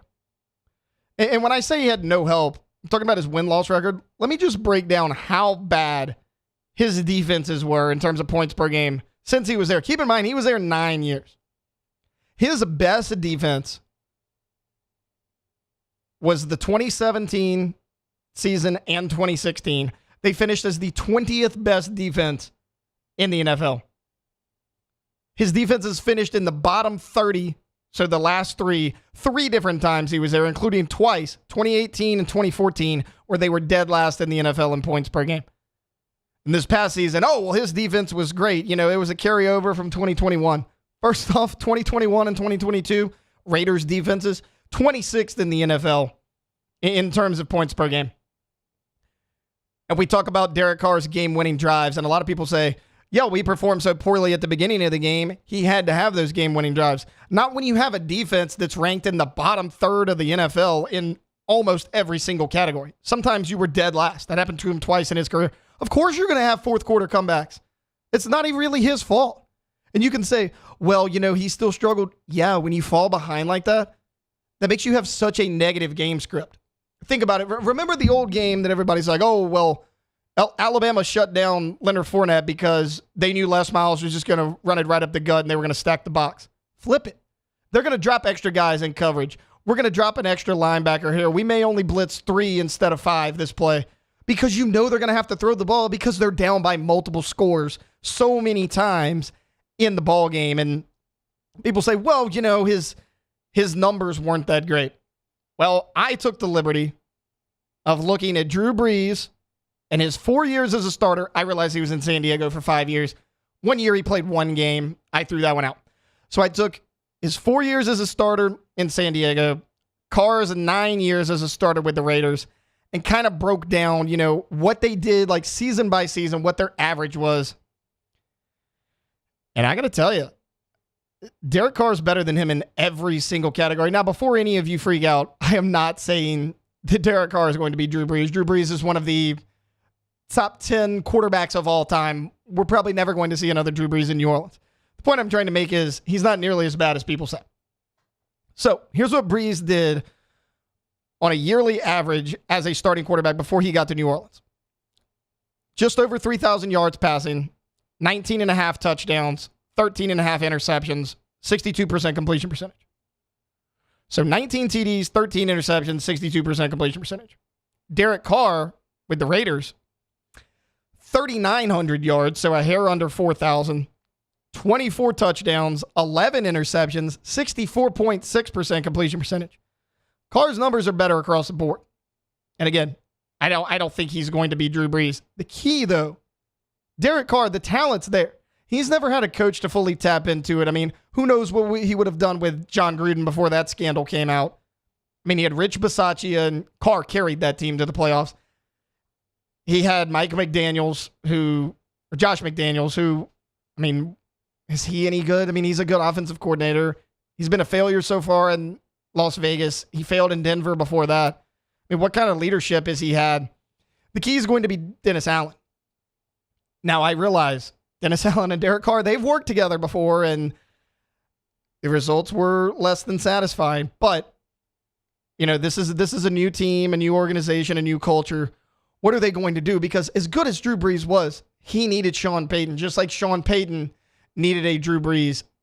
I don't know if we're going to get that from Derek Carr. So I'm not questioning Derek Carr's ability at all. I've spent the last 10 minutes hyping him up. I just broke down all the numbers for you that his numbers are actually comparable to a lot of good quarterbacks that came out of free agency to switch teams. I don't know if he has the leadership at the top. Also, what's Pete Carmichael going to do at offensive coordinator? I mean, last year, he was the de facto offensive coordinator under Peyton. I get that, but Peyton ran the show. Peyton called the plays. We know this. Last year, they left a lot to be desired. I mean, there were some questionable calls all year long in terms of play calling. Is Carmichael going to get better? And then what's Dennis Allen going to do? We think the defense is going to be solid. I understand that. Regardless of how shaky your defensive line is, I think you'll be able to piece it together. You got Cam Jordan there. He's a staple. He's your veteran leader. Maybe Brian Bresee will step up. What's Curtis Granderson going to do? Is Peyton Turner ever going to live up to that first-round pick he was? And then, you know, you got a guy like Demario Davis heading everything up at linebacker. The defense is probably going to be fine. And Dennis Allen can handle that. It's going to be Pete Carmichael and Derek Carr. What is this team going to do?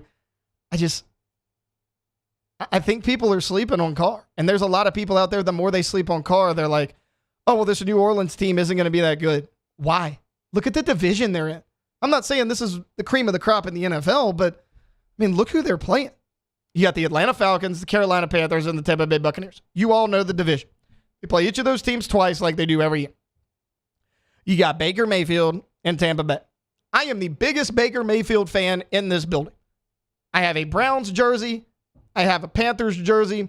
I'll probably get a Buccaneers jersey. I've been a fan of Baker all the way back to the Texas Tech days. But let's be honest. He's not on the same level as a Derek Carr. Who's going to start in Carolina? Is it going to be Bryce Young? I don't think it is. He's very undersized. He's probably not ready. He's a rookie. They brought in Andy Dalton for a reason. But whether it's Dalton or Young, Young's not ready, I don't think. And Dalton, he was here just last year. We know what that ceiling is. And you go look at the Atlanta Falcons. Atlanta needed so much help on offense. They needed a number 2 receiver behind Drake London. So what did they do?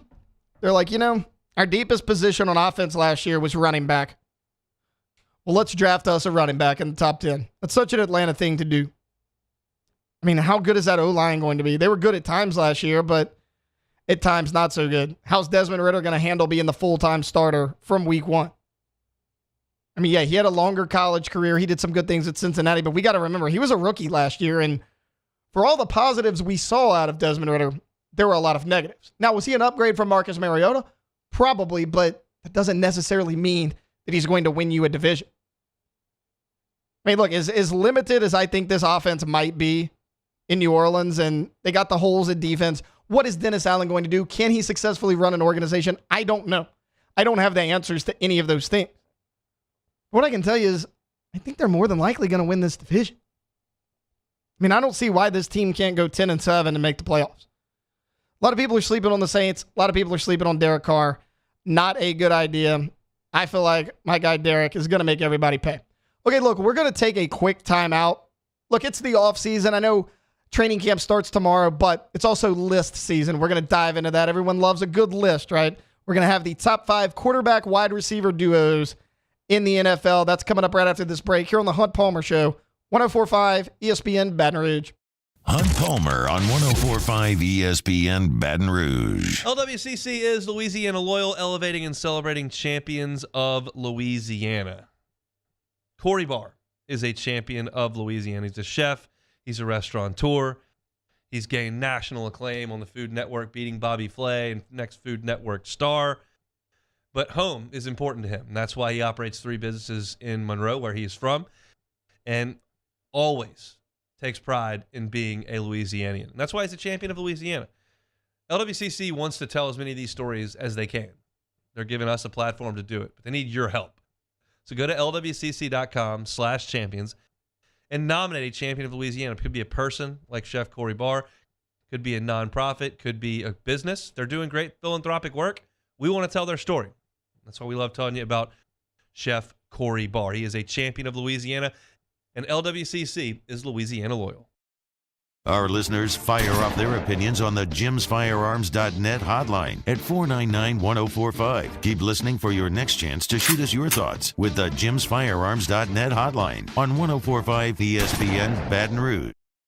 Hi, I'm Brandon Landry, founder and CEO of Walker. Hi, my name is Dr. Craig Green. This is Ryan Terrio with HUDCORoofing.com. Hey, it's Matt Moscona. No matter how big your commercial roofing job, HUDCO can help. My patients come to me because they trust that I can get the job done at a high level. Ryan Terrio and Richard Tilley have the same level of trust when it comes to roofing. If you have a roofing issue, call HUDCO Roofing. Give us a call, 364-1007, and we'll come to your house and give you a free inspection. It was a humid day, barefoot children play, looking for that summer shade. Time just slips away. Oh, Louisiana, some kind of hold on me.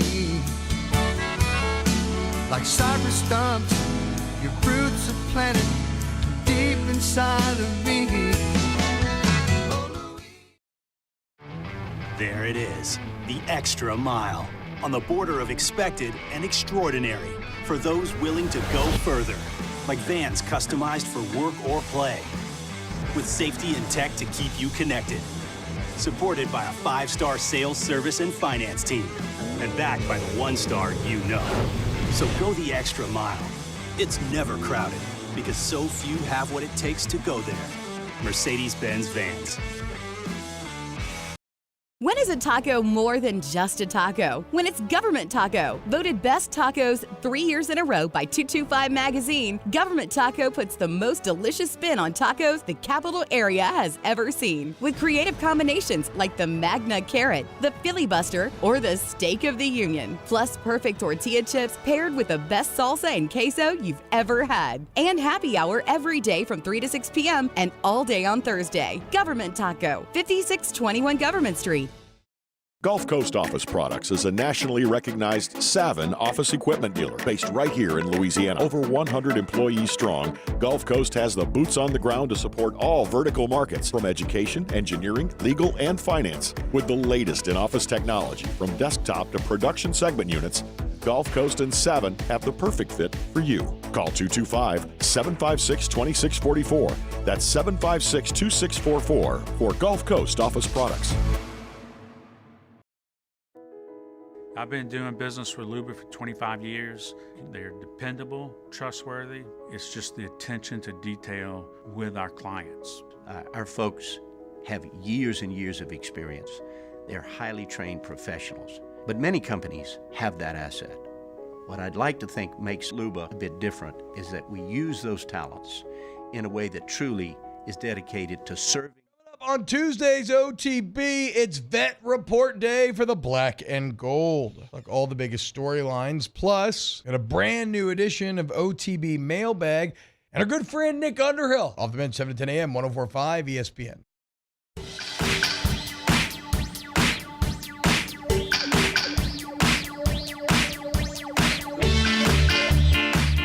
This is Hunt Palmer on 104.5 ESPN Baton Rouge. Very close. It's almost Hunt Palmer. Taylor Sharp hanging out here with you on the Hunt Palmer Show here on this Monday afternoon, 104.5 ESPN. We got about a half hour or so to go with you, maybe a little bit less. Look, it's the off season.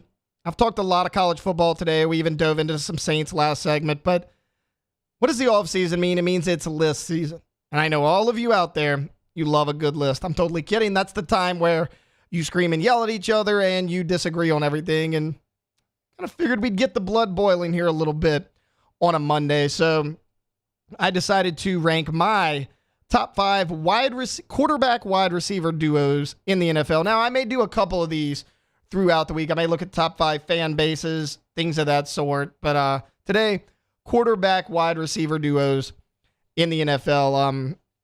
And I got to tell you, after the top 3, it's pretty tough sailing. There's a lot of new QBs on some teams, some wide receivers that are getting a little bit up there in age. But number 5, I went Tua Tagovailoa and Tyreek Hill. I considered going Jalen Waddle over Tyreek Hill.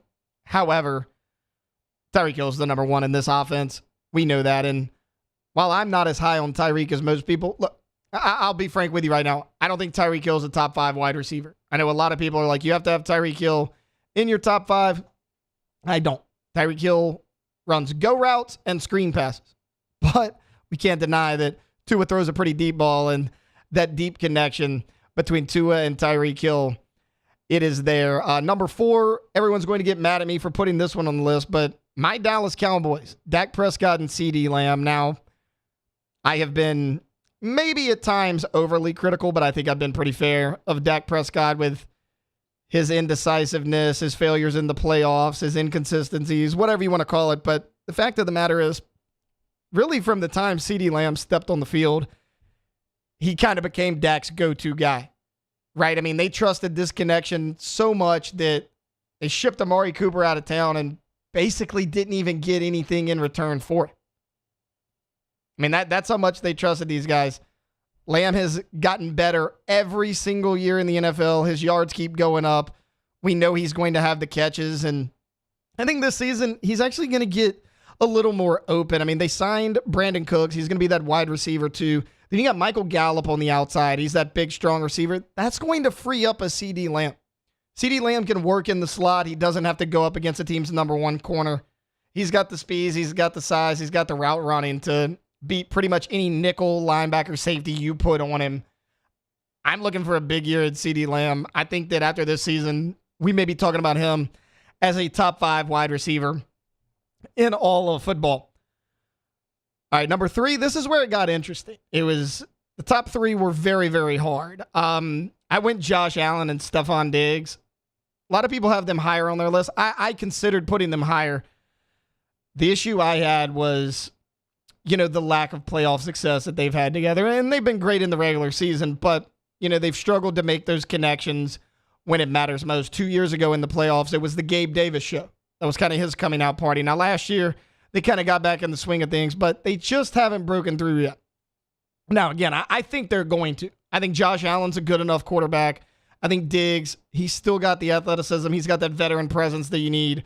Those two are neck and neck on pretty much everything. And I understand that a lot of people were saying, well, Stephon Diggs, he had that issue. Was he in camp? Was he not? Did he show up for his physical? Did he not?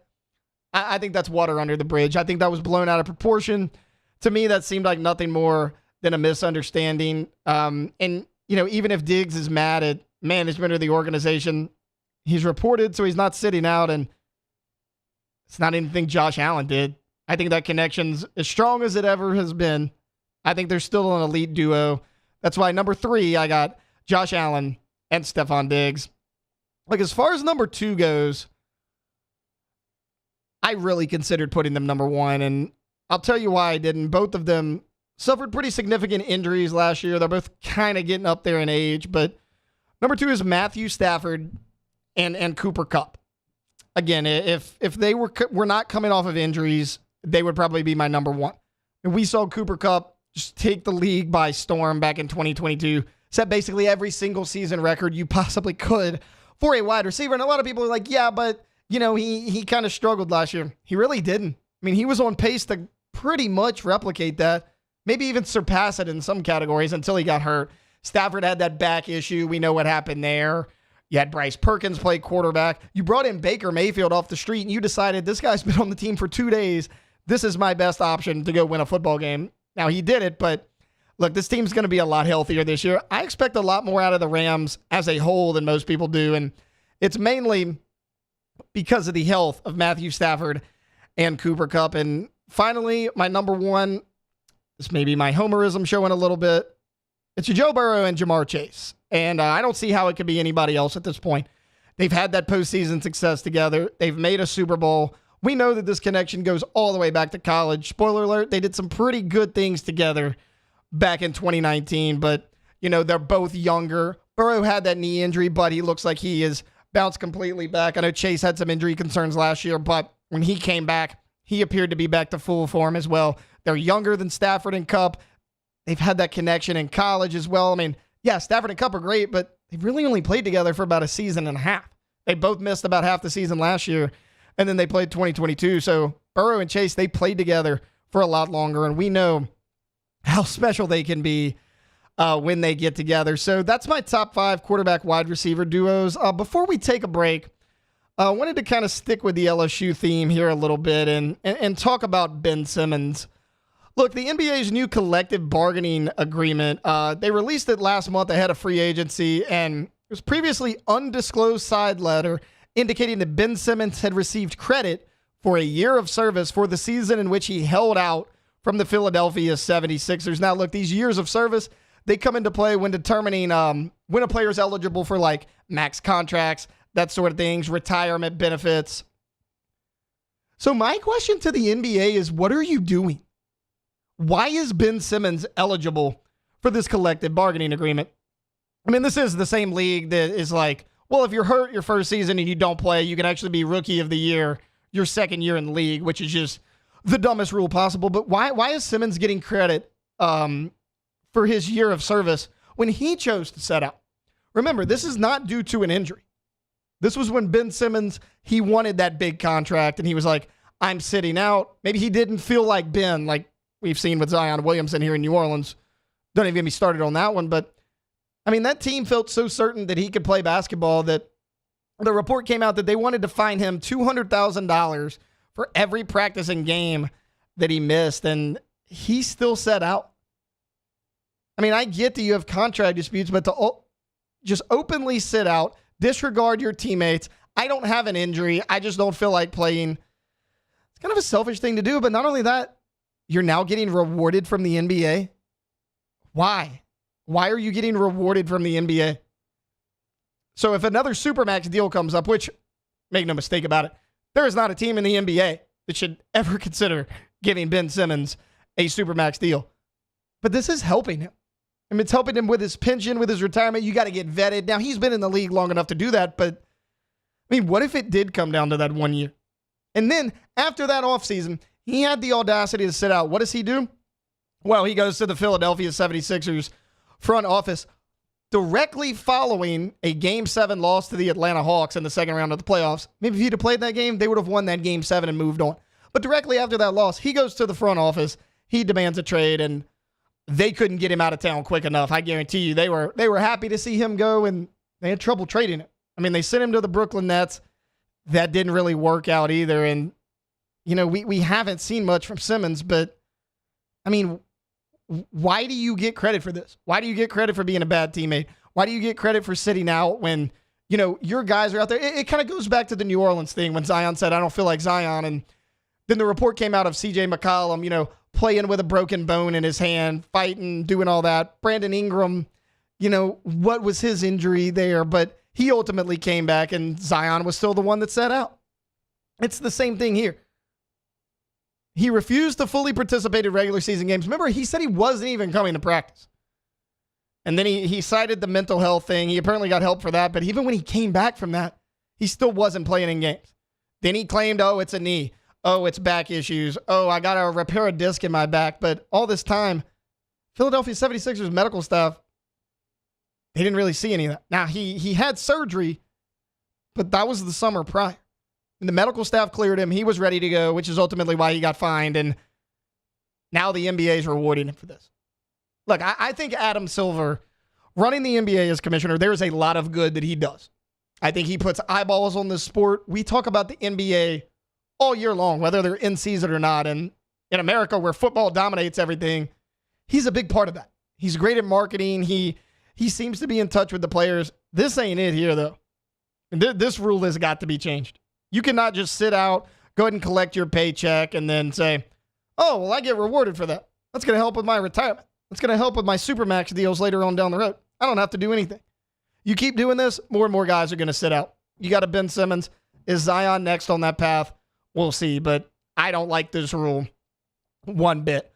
All right, look, we're going to take a timeout because we got a lot to get to in our final segment. That's our take it or leave it. A lot of topics to hit, as it was a very busy weekend for me personally and in the box office. We'll hit all of that coming back here on the Hunt Palmer Show. 104.5 ESPN Baton Rouge. In times of need, get a full list of phone numbers, websites, and other important emergency information on the Demco Stormwatch page at 1045ESPN.com.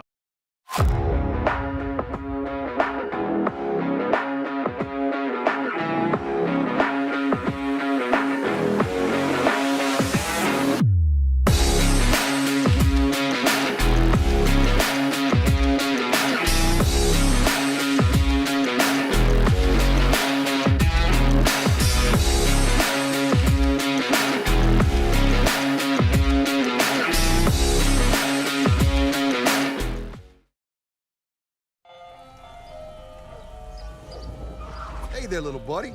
What's the matter? What's the matter? My windows, siding, and my door. That's what's the matter. Relief Windows can fix all of that. I got you. Pop, pop. What's up?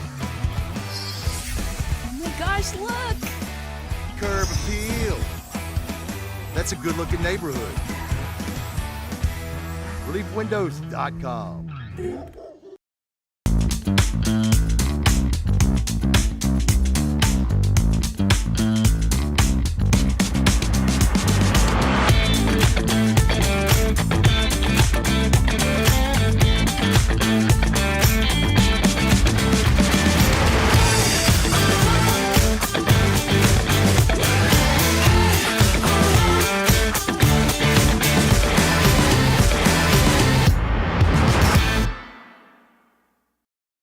Rev Business started small in 1935. We built our reputation by providing hometown service with Louisiana hustle. For nearly 90 years, we've expanded across our great state, through the swamps and across the Mississippi, bringing fiber optics from the capital to the North Shore and down the bayou to the coast, all to connect your business with the world. Rev is about big business technology with small business personal service. Powerful solutions, unmatched local service. Rev Business. Dylan Cruz here to tell you about Six Rings Baseball and Softball Camp. If you live on the North Shore and play ball, go to Six Rings Camps with former LSU assistant coach Dan Canaveri. His knowledge is second to none, and your child will improve and have fun doing it. Camps were held at Coquille Park and Six Rings Academy in Covington with 4 sessions over the summer. Full day and morning only sessions are available from ages 7 to 13. Go to sixringsbaseball.com or call 985-206-9096. Learn the game to love the game. There it is, the extra mile, on the border of expected and extraordinary, for those willing to go further, like vans customized for work or play, with safety and tech to keep you connected, supported by a 5-star sales, service, and finance team, and backed by the 1-star you know. So go the extra mile. It's never crowded, because so few have what Matt Moscona inviting you to join us for Monday's AFR, presented by Relief Windows. We're previewing Saints training camp and what to watch at Big Ten and ACC Media Days. Join us Monday, 3 to 6, 104.5 ESPN Baton Rouge.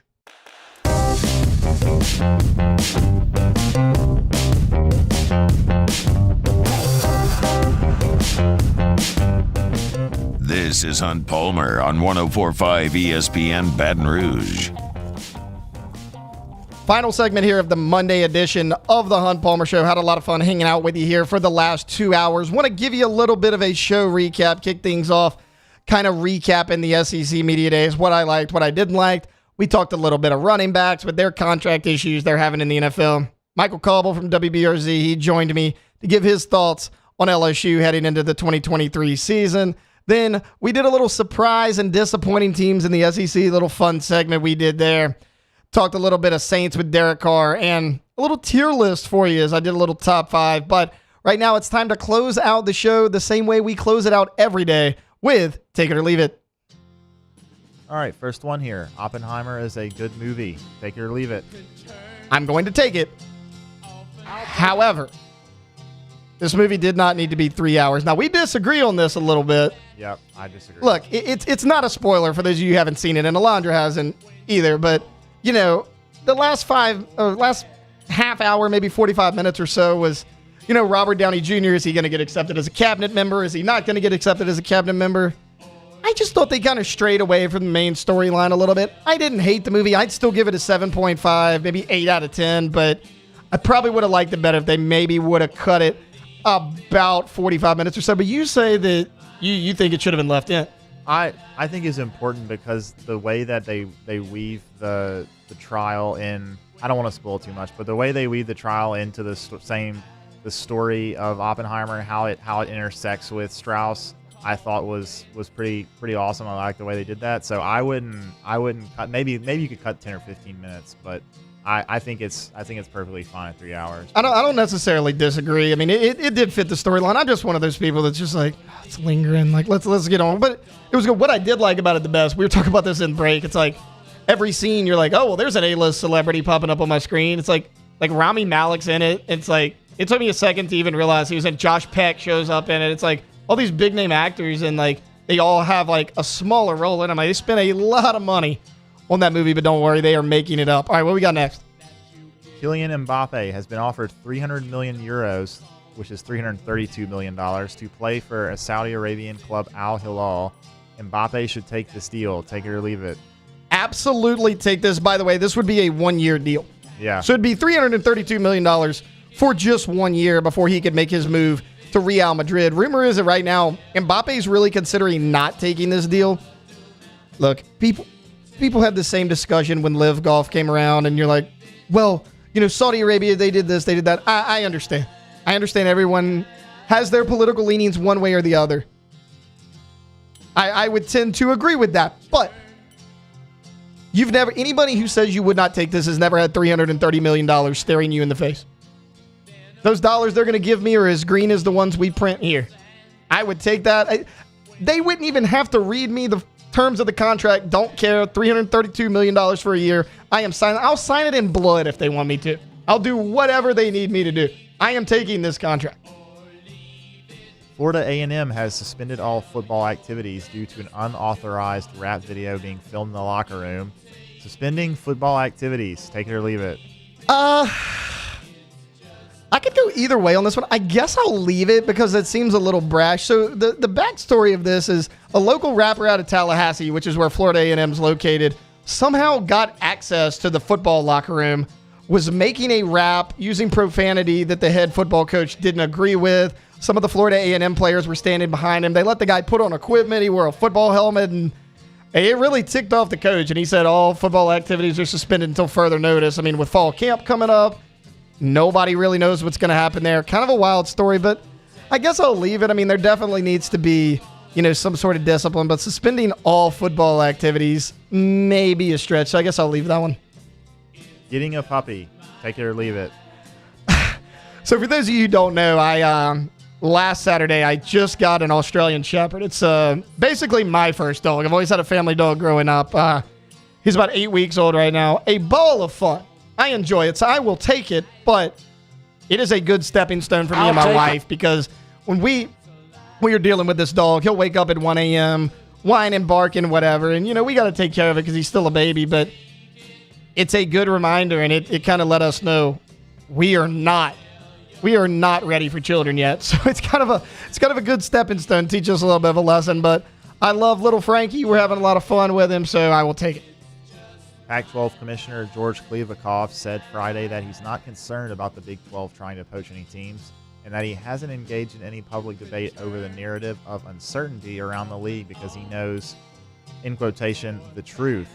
The Pac-12 commissioner isn't concerned. Take it or leave it. Yeah, I'm leaving this. Old George is full of crap, in my opinion. How could you not be concerned about this? You just lost the two biggest brands of the Pac-12 in USC and UCLA, and they're not having success adding teams either. I mean, they just had a meeting with San Diego State. They were interested in leaving the Mountain West, going to the Pac-12. That deal fell through. Why did that deal fall through? Did San Diego State maybe take a look at the Pac-12 and say, hold up, this conference is about to collapse in on itself. I don't want to be a part of it. We don't know for sure, but I mean, that's certainly a possibility. Who are you going to add? How are you going to stay relevant and be one of the Power 5 schools? I mean, look, we all know that even with USC and UCLA, the last time you made the college football playoff was way back when Washington played Alabama and they lost that game like 38-0. We really haven't been competitive on the national scale. There are some good Pac-12 teams. Utah's pretty good. USC, they're always solid. UCLA's built their program up, but two of those three teams I just named, you're losing.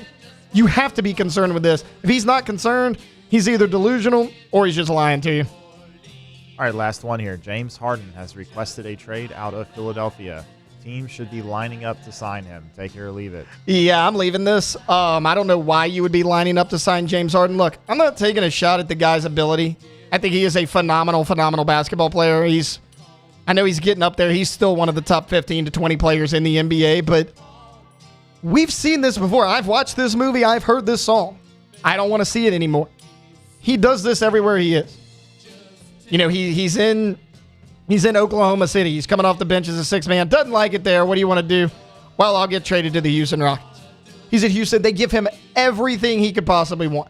You team him up with Melo, it didn't work. You team him up with Russell Westbrook, it didn't work. So what does he do? Well, he requests a trade out of there. Now he's in Philadelphia, and you think by hiring Daryl Morey, who is his GM in Houston, that's going to work. And look, James Harden had a really good playoff.